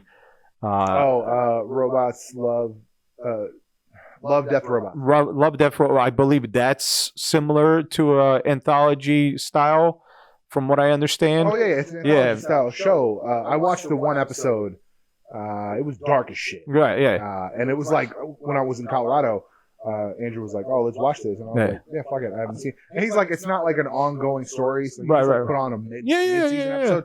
And I was just like, "Wow, this is dark." Yeah, I haven't watched it, but I usually like it, and all the styles that I saw in that trailer, I was on board with. Yeah. Like there were like, don't get me wrong, that one where that chick brings out the two swords that apparently everybody's doing the TikTok with, like that anime style, I'm not 100% with. But I'm okay with it just because it allows for crazy action. Yeah, when they do that kind of style, it allows for. That's exactly what I was gonna say. It's a little too simplified. It feels like a lot of the more modern anime, right? Where they simplify it to make crazy wild action. Yeah. Which I get, but at the same time, I'm like, they did it back then. Why can't you do it? Yeah, 100%. But like, there's one in there that looks like something from like a Ghibli studio or Ghibli. I don't know how you say it. Like, there's one anime that looks like that. Literally brings me back to one of the movies I watched. I don't know exactly which movie, but like Ponyo or whatever, any one of those you pick, it has that kind of anime style in it. One of the anime styles reminds me of like a lot like styles that you would have seen in Cowboy Bebop and stuff like that from back then. So like I was just like, and then like the really old style samurai, black and white. I'm like, that killed me because I was like, this looks fucking dope. A couple seconds, I was like, is that live action? And then so I didn't read the reviews, but I did see, like I said, it looks like it got like a 30% rating or some crap. So you're saying that those reviews are because they're saying they're bringing in. I mean, I don't know about. I'm saying right, but you said you've seen people say they're bringing in Japanese. A lot of people are apparently mad that they're bringing in Japan, like they're injecting Japanese culture into Star Wars, and I was like, you guys are fucking idiots. So George Lucas has been on record, on video, saying that his greatest inspirations were like the Seven Samurai, like fucking classic, the classic shit, yeah. I cannot believe, like, this is my problem. This is why I did a whole ass podcast on Panels on Pages about true fans. Because motherfuckers like that are like, this isn't what Star Wars is. You don't know what the fuck Star Wars is. Yeah, apparently. You don't know what Star Wars is. You want to tell me that, they shouldn't be bringing in Japanese culture? It's based on Japanese culture. I'm saying, dude. You're an idiot if you think that. It's funny to me. Ouch. Stupid people saying that. And also, like, what, you can't accept that one series out of the 5,000 at this point that have been released has an anime style to it instead of shitty animation? 4 different. I mean, look at this fucking like the Bloodbath shit. Looks kitty kind of animation. Even before that, there was another one where it was the young years of Vader, where he was still a Jedi. And Clone Wars. I hated it. Honestly, the animation in that is all for kids. Like, and you're mad at. I hated that animation style, so I never wanted to watch it. I'm saying, like, and people remember I told you. I don't know if I said this on the podcast. I think they said it's canon. Apparently it is. Yeah, but I don't know if I said it on podcast, but I said it to you. Like, somebody, I'm on the Funimation Facebook group, and somebody said, like, I can't believe, people get thrown off by animation. It's not just the animation; it's the story too. And I'm sitting there, I'm like, yeah, but if I'm visually unable to accept what I'm seeing, the story doesn't matter because I can't get past the fucking visual aspect. That's part of the first take of the last Panels on Pages podcast. That was part of it. I spent like 10 minutes shitting on the dude's art from that most recent Thunderbolt series. I'm saying, yeah, the same thing goes for comics. Like, art. I was like, I can't, like, you can mask shitty writing. Yeah.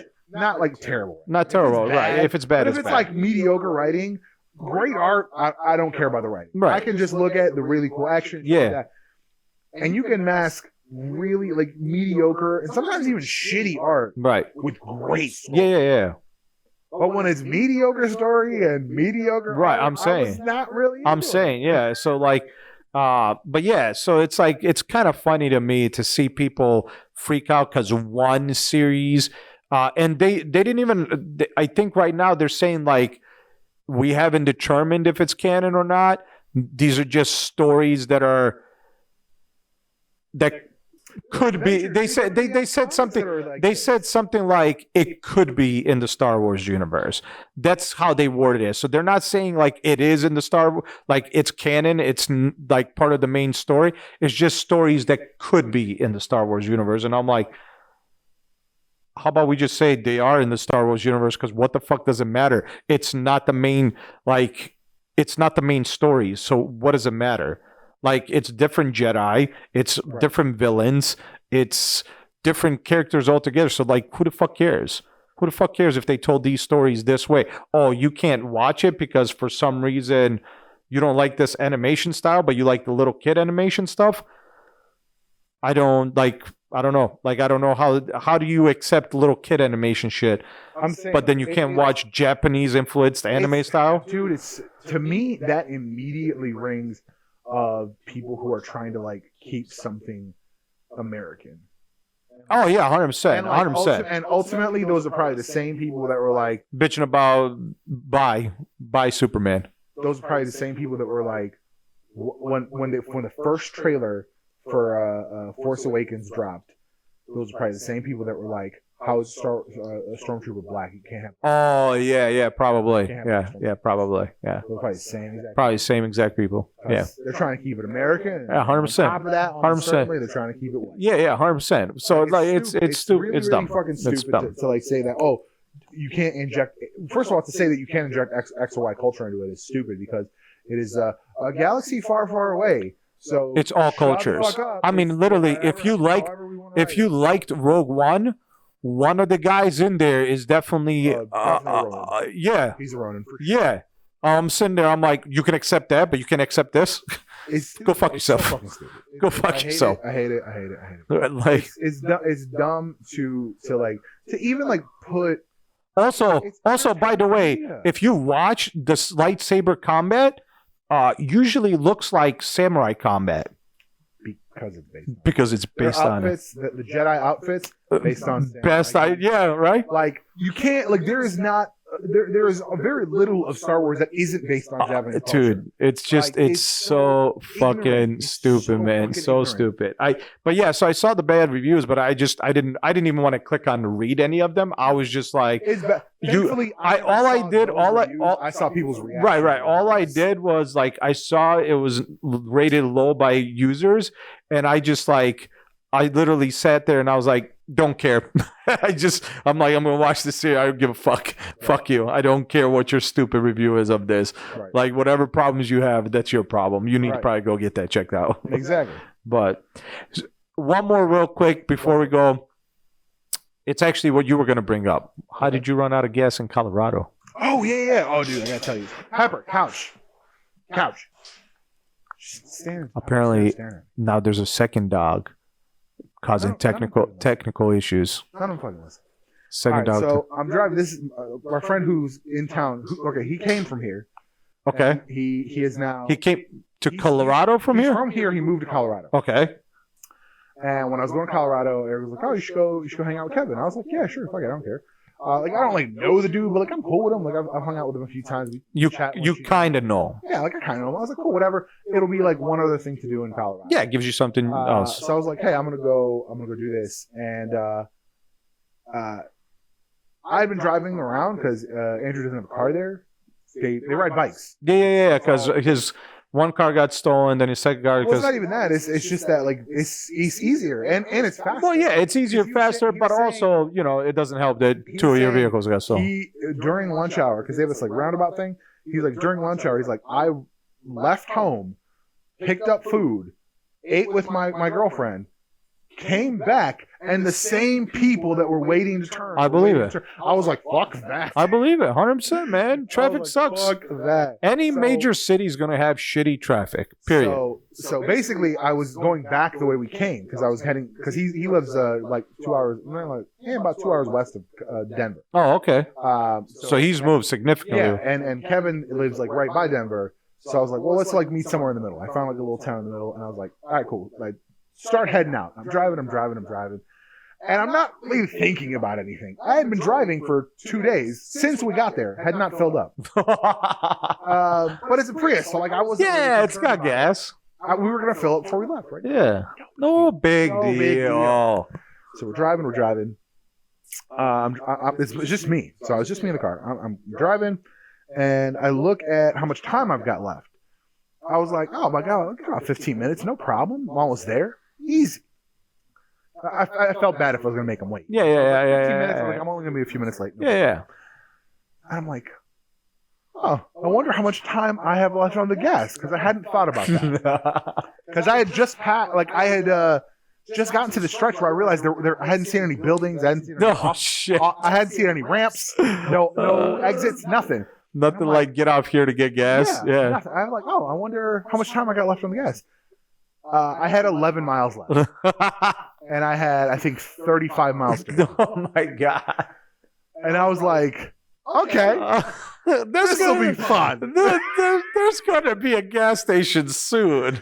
I'm looking. And I was like, all right, I need to start, we need to start optimizing this experience, right? I'm like, all right, cool. We're going to need to really, really, minimize gas, coast as much as possible. It's mountains. This is not a hard task, but I'm like, I don't know how much I'm gonna. Yeah. I was like, this is gonna end with me 2 minutes away from the joint. Yeah. Being like, Kevin, can you pick up some gas? 2 minutes the fuck away. That's how it's gonna end. So I'm like, I'm driving, and I'm at zero. And I think I'm still 10 minutes away. Right. And I was like, because I know there's about 2 gallons of reserve. Any battery life left? Coasting. I had maxed out the battery. It's full. Oh, nice. Okay. So, and I don't think I've ever done that. Right. I don't think we did that going down fucking from Pikes Peak. Yeah, that's true. I don't think we did that ever. Yeah. So, I'm driving, battery's maxed out. So, I am light touching as much as possible and then coasting. It's thankfully, somehow, even though it felt like we were downhill most of the way coming in, it felt like I was downhill most of the way going out. So, I wasn't asking questions about fucking geography. Yeah. I'm bad at it anyway. Colorado mountains like to move. Right? I'm driving and I'm going and I am just... And I finally see it. By the way, I had reached where I realized I didn't have any gas. I literally entered a section where there was no other exit until that exit. Wow. There was one other one before that, and it literally said, no services. Wow. So I was like, don't come here, bitch. We ain't got nothing for you. I'm driving, and I'm like, I see it says 2 miles. And I'm like, okay. I'm like, I just hope that it's a downhill to get to the exit. Yeah. Because if it's uphill, I do not know that I have the fucking fuel. I get it literally. It's round the corner. I see it. It's like a quarter mile sign or whatever, half mile sign. And I see it, and it's a straight downhill. And I was like, woo! I coasted into the fucking gas station, dude. Dude. Parked it. it was like $36 of gas Dude. because I had emptied the fucking thing. That kind of reminds me of when we were coming back from Pikes Peak and we were in the middle of nowhere mountains because for some reason the GPS decided the highway wasn't a good option this time around. That was all And it was all black mountains that we went through. And dude, we were like, because we went up and we came down to Pikes Peak. We went all the way up, came all the way down, and then drove through a bunch of fucking for the next like hour, driving up and down through mountains. And then we looked down and we're like, we better fucking get to a gas station soon because there was nothing. Bro, there was nothing. That's how it felt on the way in because we were going and, bro, the road to the town he stays in is just, especially at night. I mean, it's just between mountains, right? Yeah. Just driving between mountains. Yeah. You can't see. Because you remember, because we were in the dark coming back. It felt, dude, we showed up. We were like, worse grade. We were like, this is supposed to be a town, but there was like 3 houses and a church. Like it was like the road was worse on the way in. That's crazy because it was worse grades. Like we're going through what I've to this day and forever will call the Transformers tunnel. Yeah, it looks like from Transformers Energon, their teleportation tunnel. Oh, okay. It looks exactly like it. It's like lights and it's like a mile of tunnel. So you just enter this tunnel and you come out the other end. So I was like, this is kind of dope. It's like slightly, thankfully, on the way that way. Yeah. It was slightly down, so like I kind of coasted to like save gas. Yeah. But when we're coming in, it's nighttime, so like you enter and you know everything's light and it's nice. And it's like 50 in there. We're all going like 55, no big deal. I come out and there's like a sign. It's like, 7% fucking grade, which I don't know. Like I can't. Who the fuck knows? Yeah, like I've seen that driving across the country, and I'm like, I don't. In my head, 7% is not a lot of percent. Yeah. Because I've seen that shit when I'm driving across the country, going south. Celeste is like, you're going 73. I was like, oh shit. Because I had just coasted. Yeah, like. And I was like, oh shit, I gotta fucking really be on top of this. Because then it's like, they have all these reflectors everywhere. So then it's like, you're driving straight. And it kind of looks like it's still straight because you got reflectors. Right. And so it looks like there's a car oncoming. Oh, but no, it's like a really hard turn. Jesus So Christ. you got to do this. Jesus. And then it's like this. Dude, it's a really, on the way out, it's beautiful. So we left like 8 in the morning. So beautiful. So I'll love it. You'll I'll love it. Yeah. That's why I saw all those fucking runaway truck ramps. Yeah. And I was just like, I'm like, how often can this possibly be a necessity when you watch that video? And then you watch that video. I was like, that sucks. Listen, it happens. Sucks. It happens enough for them to be a necessity. That sucks, man. Yeah. I was looking. It sucked too because like on the way back from that joint, I'm driving like 25 half the time because at fucking 9 o'clock at night, they're deciding on like a Monday or some shit. I don't even remember fucking, but it was like a 9 o'clock at night on a Monday or some shit. They're like, oh, today is the day when we should do construction. For sure. And like, I'm driving and it's like, now it's a row of cars just waiting to get through this one lane during the middle of the night in the mountains. Yep. You're like, fuck me. If I die because of construction, I'm gonna be that's how it happened last year when I drove to Washington. On the way there, we weren't stuck in traffic, but when we looked to our left, you were like, fuck, dude, they weren't moving for miles, and I was just looking back, and I'm like, why is it blocked off? Like, I'm like, who died? Like, who did they kill? Who are they murdering? That was the only time we experienced it because I guess they only do it at night or some shit. Like it was weird. I believe it. Because during the day, did you? Okay, this is a little. So I'm driving. We're driving out. We're leaving on whatever it was Tuesday morning, and I'm looking at the road, and they have an express lane, and I was like, oh, that's cool. Like, you got to get to work and shit. Yeah, some highways have that, but it's got a sign. It's like in the mornings, this way is express. In the evenings, this way is coming. Right. And I was like, that's dangerous as shit. Yeah. But it's like, I mean, it's really not. Chicago has the same I didn't know the one in Chicago was like that. Yeah. I thought it was bi-directional. No, Chicago one is the same way. I was like, what if I gotten on not knowing that? No, because it's blocked off. I mean, I know, but I was just like, I'd be like, where's the other side of the Let me rephrase that. I'm pretty certain it's blocked off. It is. It would it's suck if it's blocked not. off in Chicago. Yeah. In Colorado, it's like one little one little post. Right. In Chicago, it's like you will die if you try to go. Yeah, exactly. So, but yeah, you will fuck your shit. Yeah, up. I learned that a while ago. I was like, no.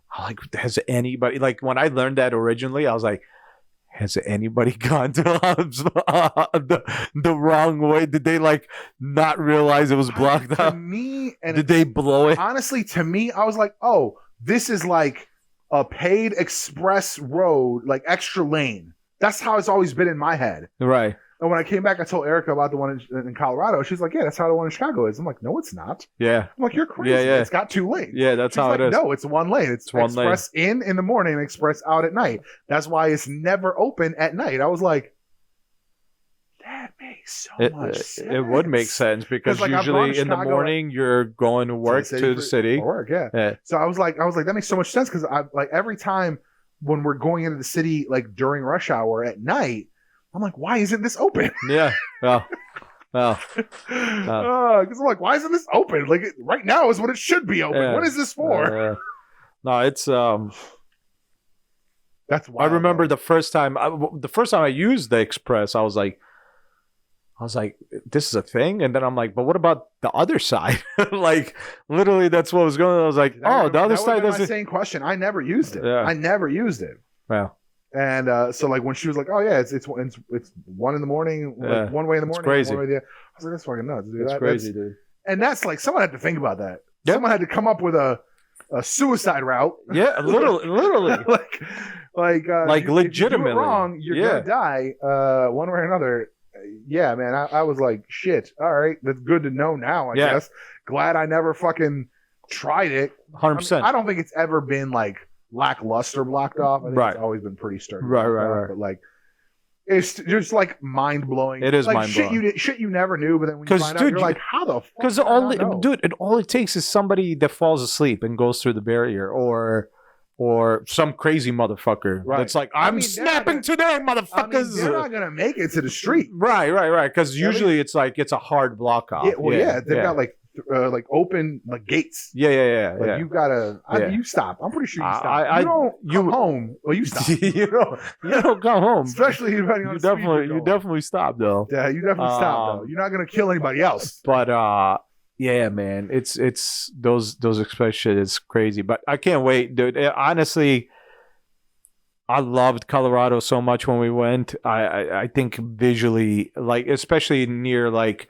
Not Denver in general, but anything around or near within the 2-hour range of Denver.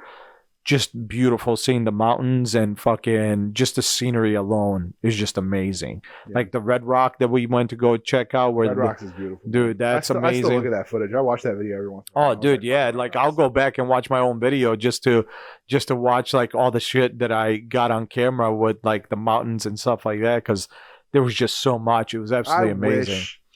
If there's a state I could recommend to go to, I would say go to Colorado near Denver. Check out Pikes Peak. Just the scenery alone. West of Denver because it is rich as. Yeah, I'm not saying like necessarily right in Denver. You could go to suburbs of Denver. Shit, you can even be an hour. Like I think Pikes Peak is technically like an hour and a half away or something like that. Like anywhere around that area is just absolutely amazing. Like you can't beat it, man. It was a blast. But you know what's funny? I was 3 days before we got there, Andrew was telling us there was a big storm. And I was like, yeah, cool, whatever. Like storms happen, motherfucker. Yeah. Well, like this town is like a valley. So that shit gets like. So it just collected. It just becomes he was saying he was knee deep in water. Yeah, it just becomes essentially a pond. Fuck that. Yeah, it becomes its own pond. Yeah, he was like, I jumped over this because we were in town, like going to this little art show, which was, dude, it was like the most boring. Like, I literally walked through. I was like, there was one booth that kind of interested me. Everything else was just boring. Like, look, it's boring white people shit, man. It was boring white people shit. I got you. It just wasn't interesting. It was like, like a painting of scenery. I was like, cool. Yeah. Ooh, an oil painting of scenery. Yeah, like, no one's done that before. Yeah.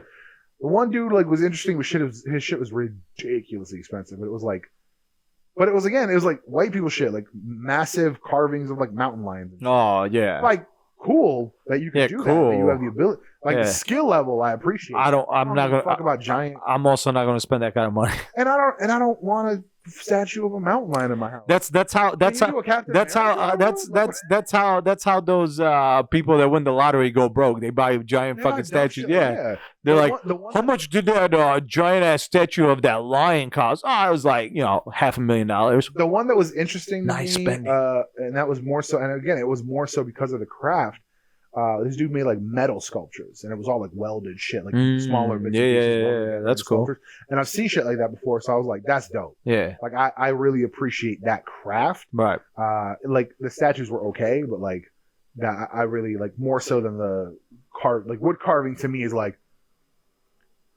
It feels like something everyone in like there should be like one person in every town that knows how to like carve shit out of wood. Right. Like instinctively. Like we've been doing it for 2 billion years. Yeah. It's been on the planet. Yeah. Like we've been around long enough that there should be enough genetic material in every like 300 people or so that there's one person who should be able to carve some shit out of wood. Like that to me. So when I see like people who have carved shit out of wood, I was like, yeah, like you're supposed to do that. It's kind of like it's our own thing. Somebody should be able to do it. It's our only thing. I might not be able to do it, but somebody can do it. I know. I'm sure I can walk in a 1 block radius. I find somebody who carves. Right. Yeah. I'm very confident about that. Yeah. Feels like it's something that like there's like somebody got the genetic code for it and they just go hard on it. But like welding to me, like that shit is wild. Like proper metal smithing. There's a dude I follow on TikTok who built this like massive like gate for someone. Yeah. And it's like this like it looks like a gate that like this is the final boss. Yeah. You know what I'm saying? It's like it's got this double lock system. This whole like and he like built it all. He shaped all the fucking he shaped all the wood, he shaped all the metal. I was like, that's the shit. Yeah, it's no different than like if you're somebody that likes customizing cars or creating like people art do like in weird, like drawing or shit like that. Like whatever you're like, somebody's gonna have the talent. Yeah. You might not have it, but you might be able to buy it. Yeah. Maybe. That's like art. Like art is now finally becoming like this thing that people actually like think about and consider more. Oh, for sure. As like a job. But here's what's funny. What's funny. There are more people that actually consider it and do it and as a job or as a passion, and they're fucking really good because they realize they have a talent for it. Yeah. But a lot less people appreciate it.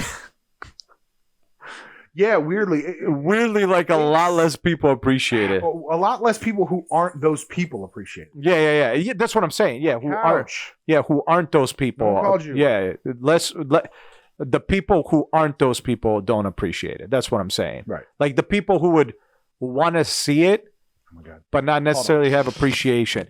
Once again, ladies and gentlemen, as you can hear, we're having a dog interruption.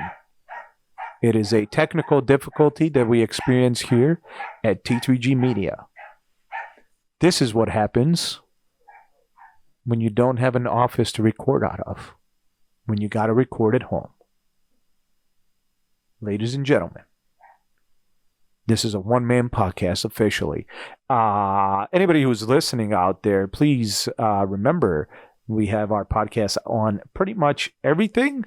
If you want to watch us be stupid on screen while we're talking, of course, youtube.com/ I don't think we have a / so I guess technically you're going to just search the Tangents Podcast. Because I don't think we have enough subscribers for a / custom URL type of deal yet. But of course, we are on other things. I believe iTunes and whatever. He knows all the podcast, everything that's available for a podcast. We're pretty much on it all. Stitcher? Is Stitcher one? I don't know. That's one of them. Also, if you are watching us on YouTube, please leave us a comment letting us know any thoughts on any of the stuff we've talked about. If you've actually come this far, holy shit, you're kudos. You're a badass. Thanks for listening to us babble and talk mindlessly and going into tangents about all these subjects and other subjects and stuff like that. So we appreciate it. What else? What are you guys watching? I mean, like shows. Are you guys watching shows? If you are, what's your favorite current show? Or old show? What's your favorite all-time show? What's your top 5 favorite shows? Yeah, we're going to go with shows. Next time around I have to do this, we'll talk about movies. I'm just trying to keep everybody... Yeah, I'm just trying to keep everybody... No, I'm just trying to keep everybody entertained. Well, no, we're not going to edit this out. This is the podcast life, man. This is the podcast life when you're recording and when you don't have an office. That's fair. Yeah, that's it. Couch, stop staring at me. That's it. That's all I got for you. That's it. We're done. That's dog technical difficulties. I'm going to be interested to see what this whole thing was at the end. Yeah, that's going to be it for this one. You know, there's a new, just to touch a little bit on tech, there's a new announcement on Monday from Apple, probably for computers. Don't care. You don't care? Not even a little bit. I honestly, I'm surprised anybody cares. But you know, you know, at some point, listen. Every time somebody announces a new phone, I was like, doesn't everybody have a goddamn cell phone already? Dude, like, I don't care what company it is. I don't care if it's Samsung. I don't care if it's Microsoft. I don't care if it's Apple. I don't care if it's LG, whatever. If you're fucking, well, I guess not LG anymore. But if you're releasing a phone every year, or you're releasing a computer every year, just a little hint to anybody who's listening, nothing's really changed. Nothing relevant enough has changed to warrant you getting a new computer this next year. They're speaking of, Windows is supposedly finally getting in line with everybody else and doing a Windows feature update yearly. So it's going to be Windows 11, .1 if you will, .2 next year. Well, that's what we thought 10 was going to be, but no, but it would I guess I don't recall. I mean, 10 announcing it, but 10 was doing supposedly 2 every year. They were like they added even though they would release the March one, it would break a bunch of shit and they'd pull it. Yeah, out. They pull it. Yeah. Or if you had it, you're fucked, and you have to wait for the fix. But like, yeah, they could just make it right the first time. Well, right, breaks, the things. But then be like, all right, Windows 11 is Windows 11. Until we build Windows 12 in 5 years. Yeah. Why can't we do that? And it'll work with pretty much anything that's relevant. Exactly. It'll work until shit breaks. Yeah. Like my FX processors that are 8 cores that have 4 gigahertz of speed and still can run 32, 64 gigs of RAM and have SSD. Like, they're not compatible. Why? That's dumb. They 100%. Well, I mean, they are. I am maxing the shit out of this thing when I game now. I feel it. Well, yeah, 100%. Like, sure, gaming, but this is an operating system. Just for Windows. Yeah. Just for Windows. For me to run Office, for me to run. It should browse the internet, watch some videos. What's funny is they say that the minimum requirement is 1 gigahertz processor, which is basically any processor. So that literally is anything. Any processor in the last fucking 20 years. Yeah, AMD has literally in the last 20 plus years has had more than 1 gigahertz for processors. But it's like, oh, it's a TPM chip. Oh, okay, cool. I'm gonna look at BIOS on this. Maybe there's a TPM on this. I doubt it, but we'll see. I don't know. I can't remember if FX had it, but still, yeah, I don't care, man, because last year they announced a new computer, so I don't care. They announced a new computer. Wait, did they? Oh, yeah. Yeah, because it was the M1 chip. Was that last year? I think that was last year. Damn, I thought that was longer. I'm pretty sure it's only been a year. No, you're right, because they did the iMac. They did like early this year at some point. Yeah. Fucking. Yeah. It's pretty, but like they sacrifice weird shit. Like everyone does this. They sacrifice like shit that is important. Right.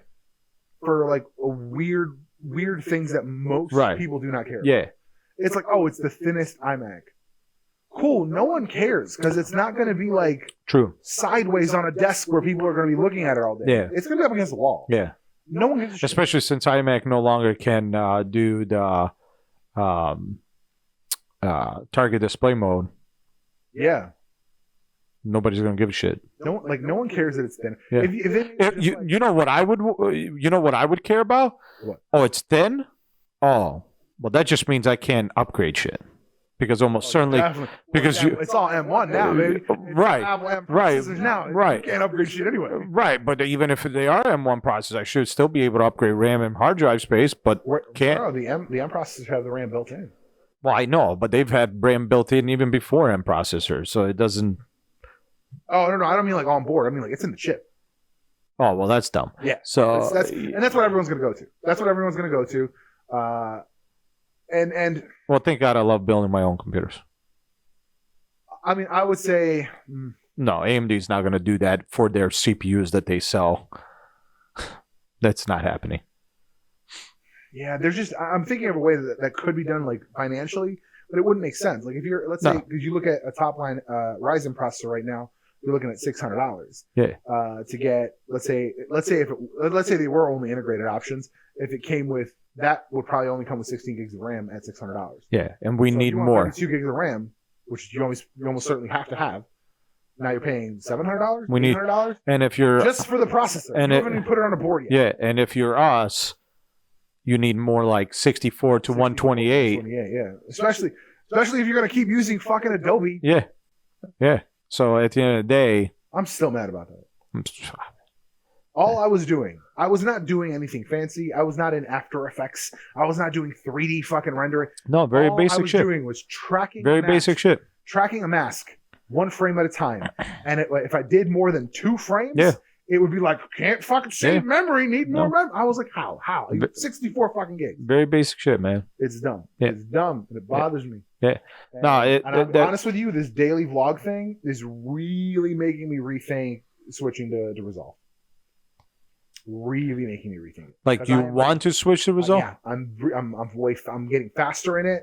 I'm able to just knock shit out. Damn, that sucks. Then I got to figure out how to find $50, $60, $70. I would need to save. I mean, I would still need to find a Photoshop alternative. It's very hard for me to walk with. Yeah, but Photoshop's like $15. Oh, I see what you're saying. Yeah. By itself. Yeah. That Yeah. would be a pretty significant savings. It's going to be hard. I have a lot of tools. That's the other thing. It's just. I mean, what was I just talking about this? It's hard to walk out of that ecosystem, if you will, because all the tools I have are for it. Yeah, but I mean, for me, it's not necessarily ecosystem. It's just how the editing works. Like DaVinci is similar, but it's a lot different too. And there's still nothing. There's still nothing like Adobe's remix feature in Audition. There's nothing. Yeah. And there's just no way. I can't. I know it's doable on your own or whatever. No, but like it's about simplicity. It's about simplicity, time savings. I did an interview last week, and the dude was like, "Do you have experience in Adobe and stuff like that?" Because I was doing design. I was telling him I was doing design stuff. He's like, "Yeah. Me and Adobe are real good friends." I'm like, I'm not saying that I care for it, but we are good friends. Yeah, like I know it. I know it really well. I know. Like I shit myself when they were like, "Oh, now you can in Photoshop you can do select subject," and it does a pretty damn good job selecting the subject. Yeah. And it's like, oh my god, so many clicks saved. Yeah. Like how many fucking adjustments have I done? Because when I started doing photo anything, any kind of photo design anything, I started by cutting out comic book characters, scenes, and making wallpaper. Yeah. That was the way back. Back in the days, Dizzles. And I was like, thinking back to that, if I could one click, so fucking good.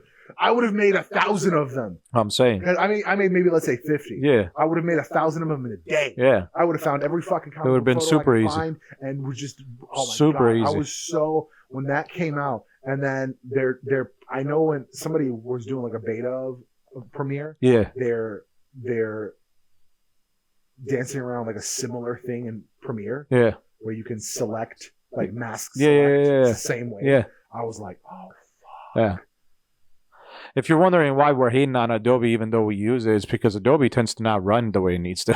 Adobe, dude. And also because it's such a resource hog, it doesn't make sense. You would think a company that's been around for this long would know how to make their software way more efficient than way more fucking bloated. And this is the part that really bothers me because it works on the Apple M1 stuff, right? Which max out at 16 gigs. I know. So if it works, fine.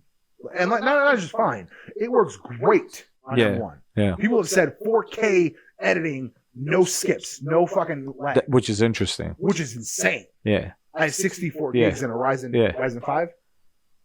No, 7.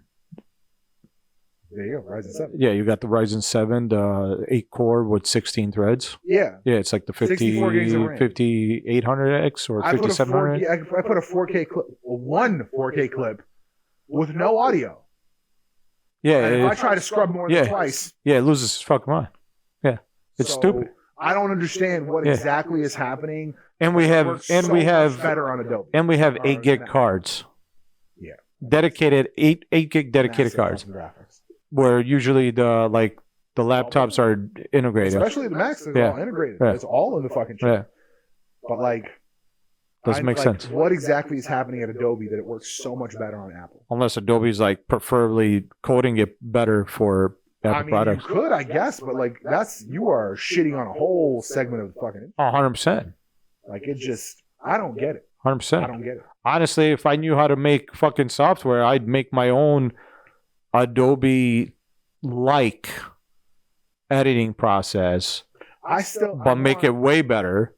I need to play around and be like, go fuck yourself. I need to play around with Krita some more because Krita is probably the closest I've seen to functionality and interface to Photoshop. Because that's the other thing. I know GIMP can do pretty much everything Photoshop can, but it's learning.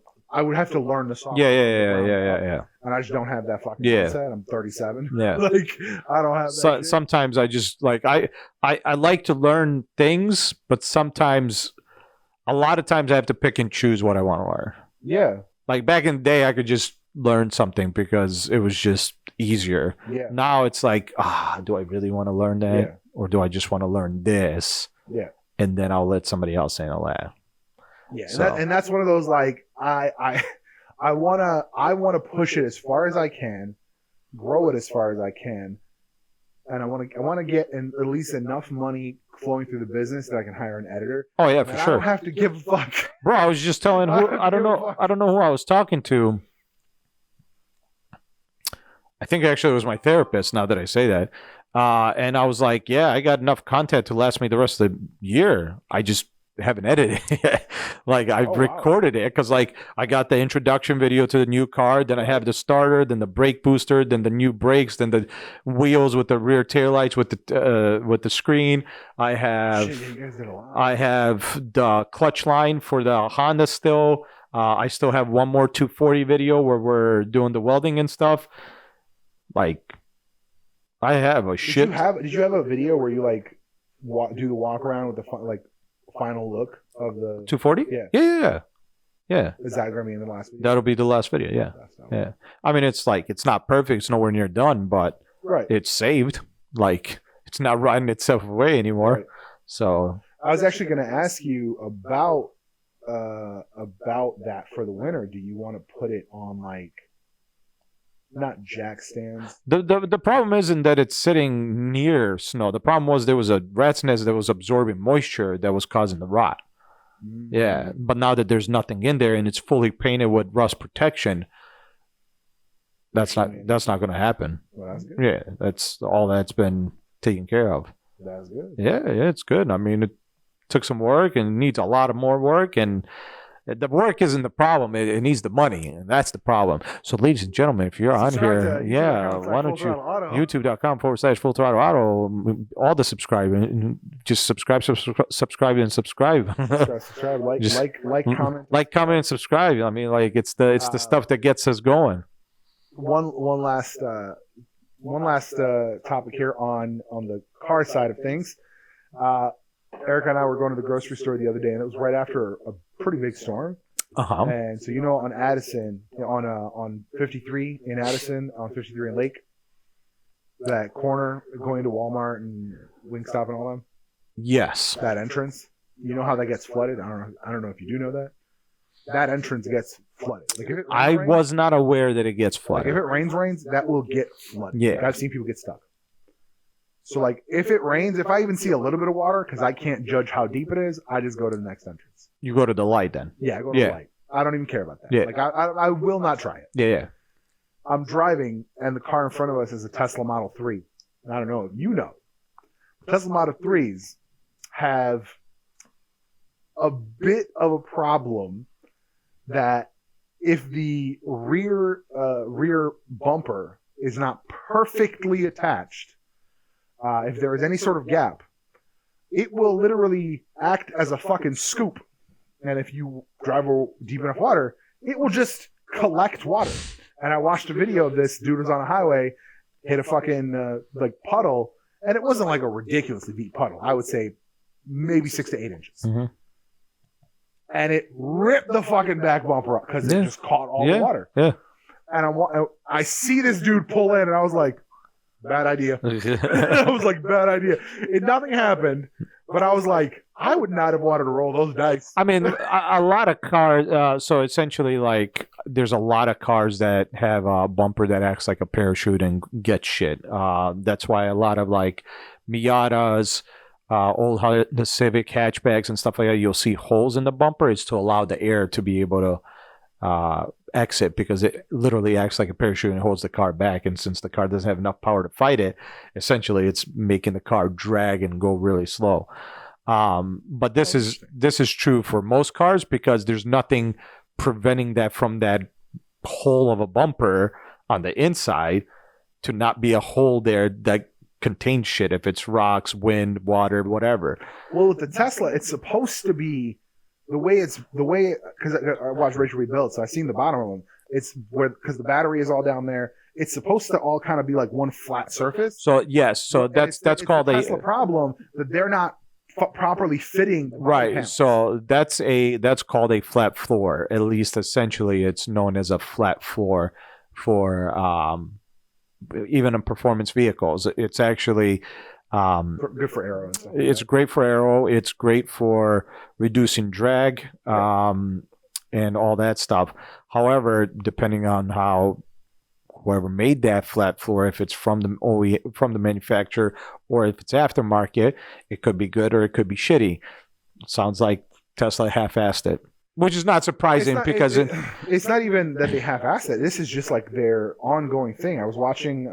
That tells me they half-assed it, because it's an ongoing thing. That means they should at this point understand it's a problem. Right, you would think so. And they would opt for a fix. They still keep doing it. I was just watching somebody's video.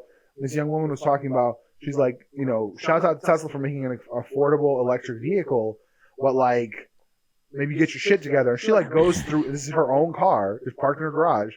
Also, she's like, here's this straight line, and now it's not straight. Okay, listen. This gap is normal, and now it's like a half an inch wide. Yeah, 100%. No, 100%. I mean, Tesla has very, very much of quality issues, and that's what's funny to me, that more people don't bring that up. Some people are so in love with Tesla, they'll ignore the issues they have. Yeah, and I'm just sitting there. I'm like, Fields pointed that out. He's like, what happens is people buy into the car and they will like buy stock. Yeah. So then they feel like the value of the brand, the visuals. Yeah. If you talk shit, you are hurting their value. Yeah. So like then they become super defensive about it. Yeah, 100%. Like, I've never felt that way about any single company. No, absolutely not, dude. Because I will happily call out anybody on their shit. Yeah. If I own stock in your company. Yeah. Like my sister works at NCR. Yeah. If NCR all of a sudden was like, oh yeah, we're taking your credit card data. Yeah. That'd be a fucking problem. No, 100%. I don't give a shit about my stock.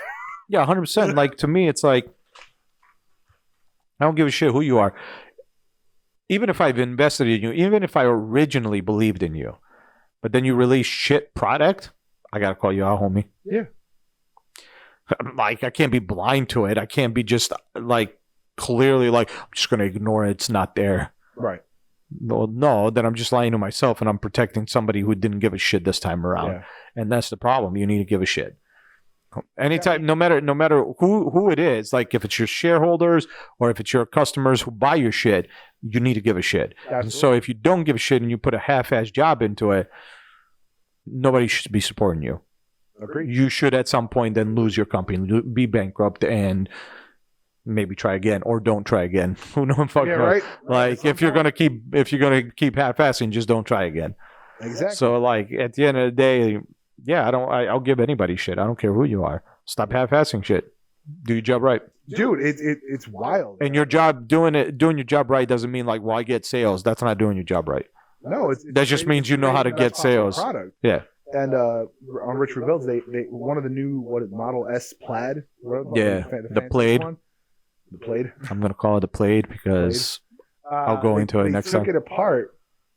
They like went to look at it, and there's like a thing on the front. It's like a coolant line that it like wasn't sealed properly. Mm. It just went bad, and it just wasn't sealed properly to begin with. So they had to like fix it. They had to remodel it basically to make it better so that it would stay in place. I believe it. I was like, this is the most expensive car you guys provide. How the fuck does the most expensive car out of your factory even not have like triple, quadruple, quintuple fucking checks? Even if it's their most expensive, this isn't new. Yeah, this is it's not a new issue that like they don't come out of the factory 100% of the time perfectly. Like this is off their like, what is it, the P900 model? So like the body is off that. So or whatever, the Model S or the P90 or whatever it is. Like the car is not new. The fact that it's the most extreme version of it, sure. So, but like at this point, you should know what not to do. It's insane. And it's battery powered. So like you're not dealing with engines and coolant like that shit or gasoline lines or shit like that. So since we're one last final thing. You said that last time. I did. So did you. One last final thing. Since we were just talking about right to repair, I don't know if you watched the episode of Rich Rebuilds. I don't know if you watched him at all, actually. I tried a few times. I don't care for him like you do. Just because like all the episodes I've tried to watch, he just talks a lot, and I just don't care for that. That's fair. Don't get me wrong. Sometimes you got to talk, but to explain some shit. But like everything I've seen, it's mostly him on camera talking instead of me watching him do something. So, and that's why I just don't care. That's fair. Nonetheless, they went over. They had a customer who I think is another YouTuber. They said who had brought them their Tesla. I think it was a model. Let's say it was a Model 3. Are you about to tell me about the battery thing and yeah, where he had to explain himself, like why his invoice wasn't a real invoice? Yeah. But it was just like the fact that they Tesla quoted him like $27,000. Yeah, but he didn't get the invoice because he wasn't able to go there. It's not even. I'm not even talking about that aspect of it. I just mean like the fact that Tesla quoted $27,000 for a car that cost $30. For a car that cost $30. Yeah. And the fact that they were able to fix it for I think he said 11 in total. I believe it. Like with the labor, with the parts. And the only difference was they replaced cells instead of the whole battery. Exactly. Yeah. And that was the laziness of it, is that Tesla probably to save face. Yeah. To be like, our turnaround for repairs is very fast. Yeah. Increases the price because they simplify the work. They just replaced the whole thing instead of cells. The whole assembly instead of the battery. Yeah. Or instead of they replace the whole thing instead of just the part. That's why when people are like talking about Apple repairs and how much they cost, like you don't realize why they cost a lot, because they're not just replacing the thing you want them to replace. Yeah, exactly. That would be the easy way of doing it, a lot cheaper, but that would be the cheaper way to do it. Yeah. But it'd be hard. It'd be technically more difficult. Yes. Yeah, it's more difficult because it would take longer, and then you are at a store level, you are occupying a technician who could be doing 3 whole display unit repairs, right? Instead of doing 1 screen repair, right? Like, or 1.5. Yeah, whatever. Like it's something that I didn't think about until I saw like the whole thing. Yeah. The whole thing they went through. Yeah. But like I saw them. They do the whole thing where they drop down the battery. Yeah. And I was like, well, the battery, like that looks like they could replace the whole battery in like 3 hours. Yeah, probably. Just depending on how many Whereas bolts there are. They took 3 days. Right. Because you gotta get them to the same voltage. Then you gotta test it, make sure there's no other drop. Yeah. You gotta do 3 days of work. Yeah. Like, so I was like, there's a lot to do to make sure everything. But at the same I get it too. I get the efficiency. I get it too, but like the thing is that they don't sell any of those parts. Yeah. That's the real fucked up thing on the right to repair side of things. Apple, Microsoft, fucking Google with their Pixels apparently now. Oh, I didn't know that. Yeah, apparently they Google, you're a bunch of fucking idiots. They also went with a can't fix your shit model. You're a bunch of fucking idiots. I'm never buying your shit. They went with just, hey, here is the thing. You can buy the whole thing or not. Like, that's kind of the only thing they have. I don't know if anybody's confused and you're still listening to this podcast, but I nor Dalibor are on board with the whole like can't repair yourself, because that's stupid. Then you're literally causing it where we have to. If I couldn't repair it myself, I would have had to pay how much? At least I was looking at $300. $300 for a new phone. For a relatively comparable phone, not even the same phone. Relatively, like Not it's even not. the It's quality. it's not the same Certainly phone. not the same features. So like minimum of 3, but like if you wanted the same phone, over 1,000. Yeah. Assuming you can find them. Yeah, new. I think they were about $750. Nonetheless, Still almost 1,000. Yeah. That'd be another $750. I'd still have to pay off the old one. Yeah. Because it's not paid off yet. Yeah. It's Like, literally stupid shit. It's stupid shit. And thankfully, somebody had the part. I was able to replace it. Well, that's what I'm saying. Like, if you're on the dismentality, like, what does it matter? I don't repair my own shit. Yeah, but think about it when you do go in and ask for a repair, and then they tell you the charges as much as a new device, and you're sitting there, but how come? Because you didn't care that they did this. Yep. That's how come. It's You originally didn't give a shit. Now you do give a shit, and they don't give a shit that you give a shit. the thing that people have always, and I feel to me, this has always been the case, like even back into the 90s, where, the car repair guy is trying to screw you, especially if you're a woman. They're going to say some shit at you. Like my mom, so my mom came over today to give me a haircut, and she was like, I took my car in for an oil change. They took forever, and then they were trying to tell me all this was wrong with it. And I'm like, well, here's the thing. Usually, no matter where you go, if it's a dealer and or a mechanic, a third-party mechanic, They're going to do an inspection. they got to do an inspection. They should be doing inspections. If they want to do their jobs right, they should be doing an inspection just to make sure a customer is not leaving with a car that's literally going to make them have an accident. That being said, some mechanics will tell you a lie to sell you some other shit because they need to make money. Right. So, like, for instance, my mom came up to me today and she was like, they did my oil. She was worried somebody did something with her tires. Like they maybe changed them out for shittier tires or whatever, but I looked them over. They look like the tires we bought. Tread wear is all good. Like they all match. So everything's good on that point. But then she was like, they also told me something's wrong maybe with my battery or something. And I took a meter, checked her battery, charged 12.6, charging at 14.7 or something like that. I'm like, no, your shit's good. Don't know what they're talking about. Next time, why don't you stop going to a fucking mechanic and bring it to your son who works on cars? Listen, I won't tell you shit. I won't tell you shit you don't need.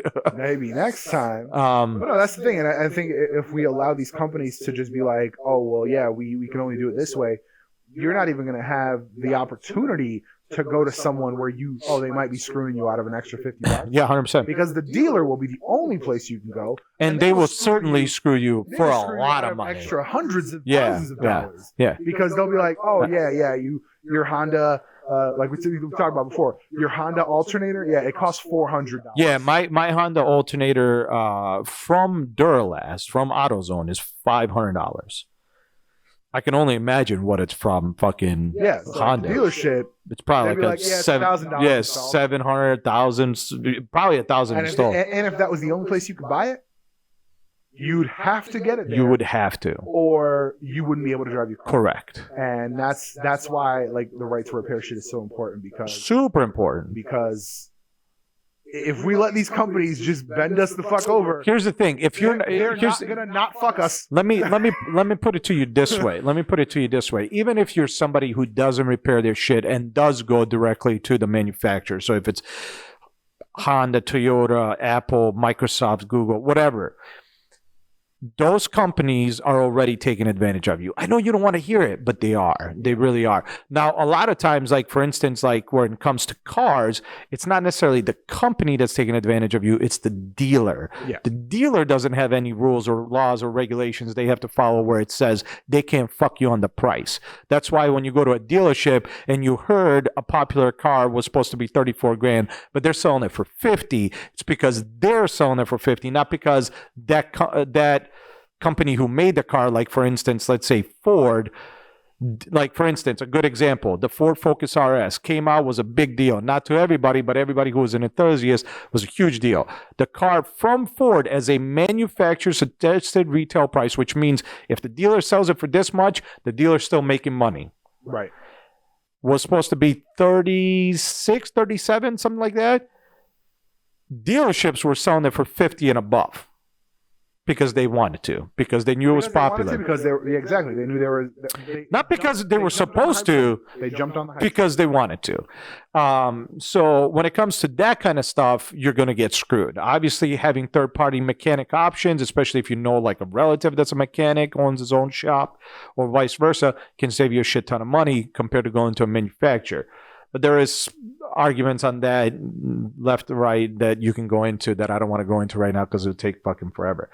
But when it comes down to electronics, especially stuff like from Apple or Samsung or Google, and you go to them, Apple to being a little bit more specific because they have stores that you can go into and stuff like that. And yeah, that's true. So everybody else doesn't. Yeah, like Samsung, you got to chat or call. They don't necessarily have stores. Microsoft's basically eliminated. Google will not even talk to you. Google won't even talk to you. First of all, good luck getting in touch with Google. But then once you do, directly off a Pixel you can. Yeah. So if you have a Pixel, you have a Pixel, or if you have what's the fucking YouTube Music? You can directly talk to them. Yeah, but good luck. Good luck getting good support. Other than that, I've never been able to find no, dude, it's almost impossible. Yeah, it's almost impossible. But like Apple's a perfect example. You guys have probably either experienced it or seen online, right? Somebody tells you, "Oh, I went in for a screen repair and they quoted me $1,000 and the computer's $1,500." Like, why would I do that? Because you're allowing it. Because you, who doesn't repair things, was like, "Well, I don't care. I'll go to the manufacturer anyways." Well, the manufacturer said, we're the ones that repaired these things. Nobody else does. And this is our price. Do you want to repair it or buy a new computer? And you're most likely going to be like, I'm going to buy a new computer from you guys because this doesn't bother me. Or it does bother you, but you just don't think about what you're doing. So when the iPhone 7 came out, they did that with the touch button. The touch button was signed to the device. No. The screens. If you replace the screen, right, the Touch ID was because it was not a genuine. It was not a genuine Apple screen. Yeah, if it wasn't a genuine Apple screen, yeah. Now they don't give a shit, even if it is a genuine Apple screen, because even if you were to buy 2 iPhone 13s, right, and you took the screen off one, it put it on the other, it'd be like, nah, not genuine. Sorry, homie. Yeah, and it would just keep saying that, like to the point. And so even if you're not somebody who repairs and don't care, that doesn't mean you're not getting screwed, because then you don't have options for repairs. Yep. You have options for paying the whole price again. The only thing I can say is if they win, what it's going to lead to is an even broader class divide. Right. And you're going to see people who have money, have money apparently to blow, are going to be using the Pixels, the iPhone, the Teslas. The people, people with money to blow, because they will have to go to these dealerships or to these. This is people, right? This is people who just need to get shit done, right? So, like, most likely they're just going to be like, "Oh, I don't have time for this. I'm just going to buy a new phone." Yeah. Because they can. But that's a rarity. For us who don't have money to blow, we will be relegated to buying bottom tier shit just to be able to afford the repairs. Yeah. Because if, let's say, I buy a Motorola phone for $300, right, and they're like, to fix the repair, you have to go to fix the screen, you have to go to Motorola, right, and it's $150 Well, yeah, because I can afford the $150 screen repair, but if I spend $1,000 on an iPhone, I cannot then also afford a $380 repair. Right, exactly. So like I have to go down in original cost to allow me to be able to repair it if something should happen. 100%. So the rest of us who don't have money to blow are going to be relegated to 100%. driving like used cars. Yeah. We'll never be able to buy a new car because all new cars will. For sure. Yeah. So like we'll be stuck in this like nasty class divide that will just fuck society. No, yeah, we need fucking right to repair. It's a shitty concept, and nobody should accept that. Nobody should accept that. The right to repair should be no brainer. Like that should be a thing. Nobody should have exemption from that. It's idiotic that this is even a conversation because, like you said, you're now creating a society of such different proportions in money and luxury that it's like it's going to be a shitty world. It's literally going to be the shit we've seen on movies and in history where it's like, here are your kings and queens and dukes and shit. And the poor people. And then you just got the poor people. Yep. And we're getting so close back to that. Yeah. Like we're already very close to that. We're already very close to where it's like you got your kings and queens and dukes. Duke types. Yeah. Those are still few. Yeah. They're not that many. Yeah. But we're getting close. We're getting close. We're getting close to where like where the people who are almost there, just if something like this passes where like you have to go to Samsung, you have to go to Apple, that the people who can afford all that will then be tiered up. Yeah. I mean, you got to understand, like most of the United States, which let's say 51% of the population that is working. So let me rephrase that. 51% of the population that is working is probably making like 30 to 70 take-home money. And you are still considered poor. Yeah. You are considered poor because right now this country considers middle class to be like 150 grand to like 250 or something shit like 250 median income. Yeah. Middle, yeah. So that's middle class. So you're not even middle class if you don't meet that. Yeah. You're poor. 250 household. So I was like, we are getting very. I was like, 250 where? Yeah, 250 where? So your family and my family would have to be in the same building for us to have that meeting. And then some. So that kind of tells you, and we're already very close to that society, what it was in the past. You let shit like this fly where like the right to repair has to be a thing, we're going to be there very soon. Yeah. And it's going to be a shitty fucking time for everybody. So I highly recommend that everybody takes into consideration what's being done and said. Think about what you're buying. Think about what you're supporting. Because you might be just seeing as something as a purchase, but you're actually speaking more to other people that run this shit. Saying like, hey, they're fine with it. What does it matter? Yep. So that's me for this one. That's it. I've got to head to dinner. 2 hours and 40 minutes, man. Not bad. Not bad. What was it? 3 hours last time? We're lowering it. We're lowering it. Thank you for watching. Thank you for listening, and we will see you in the next one. Later.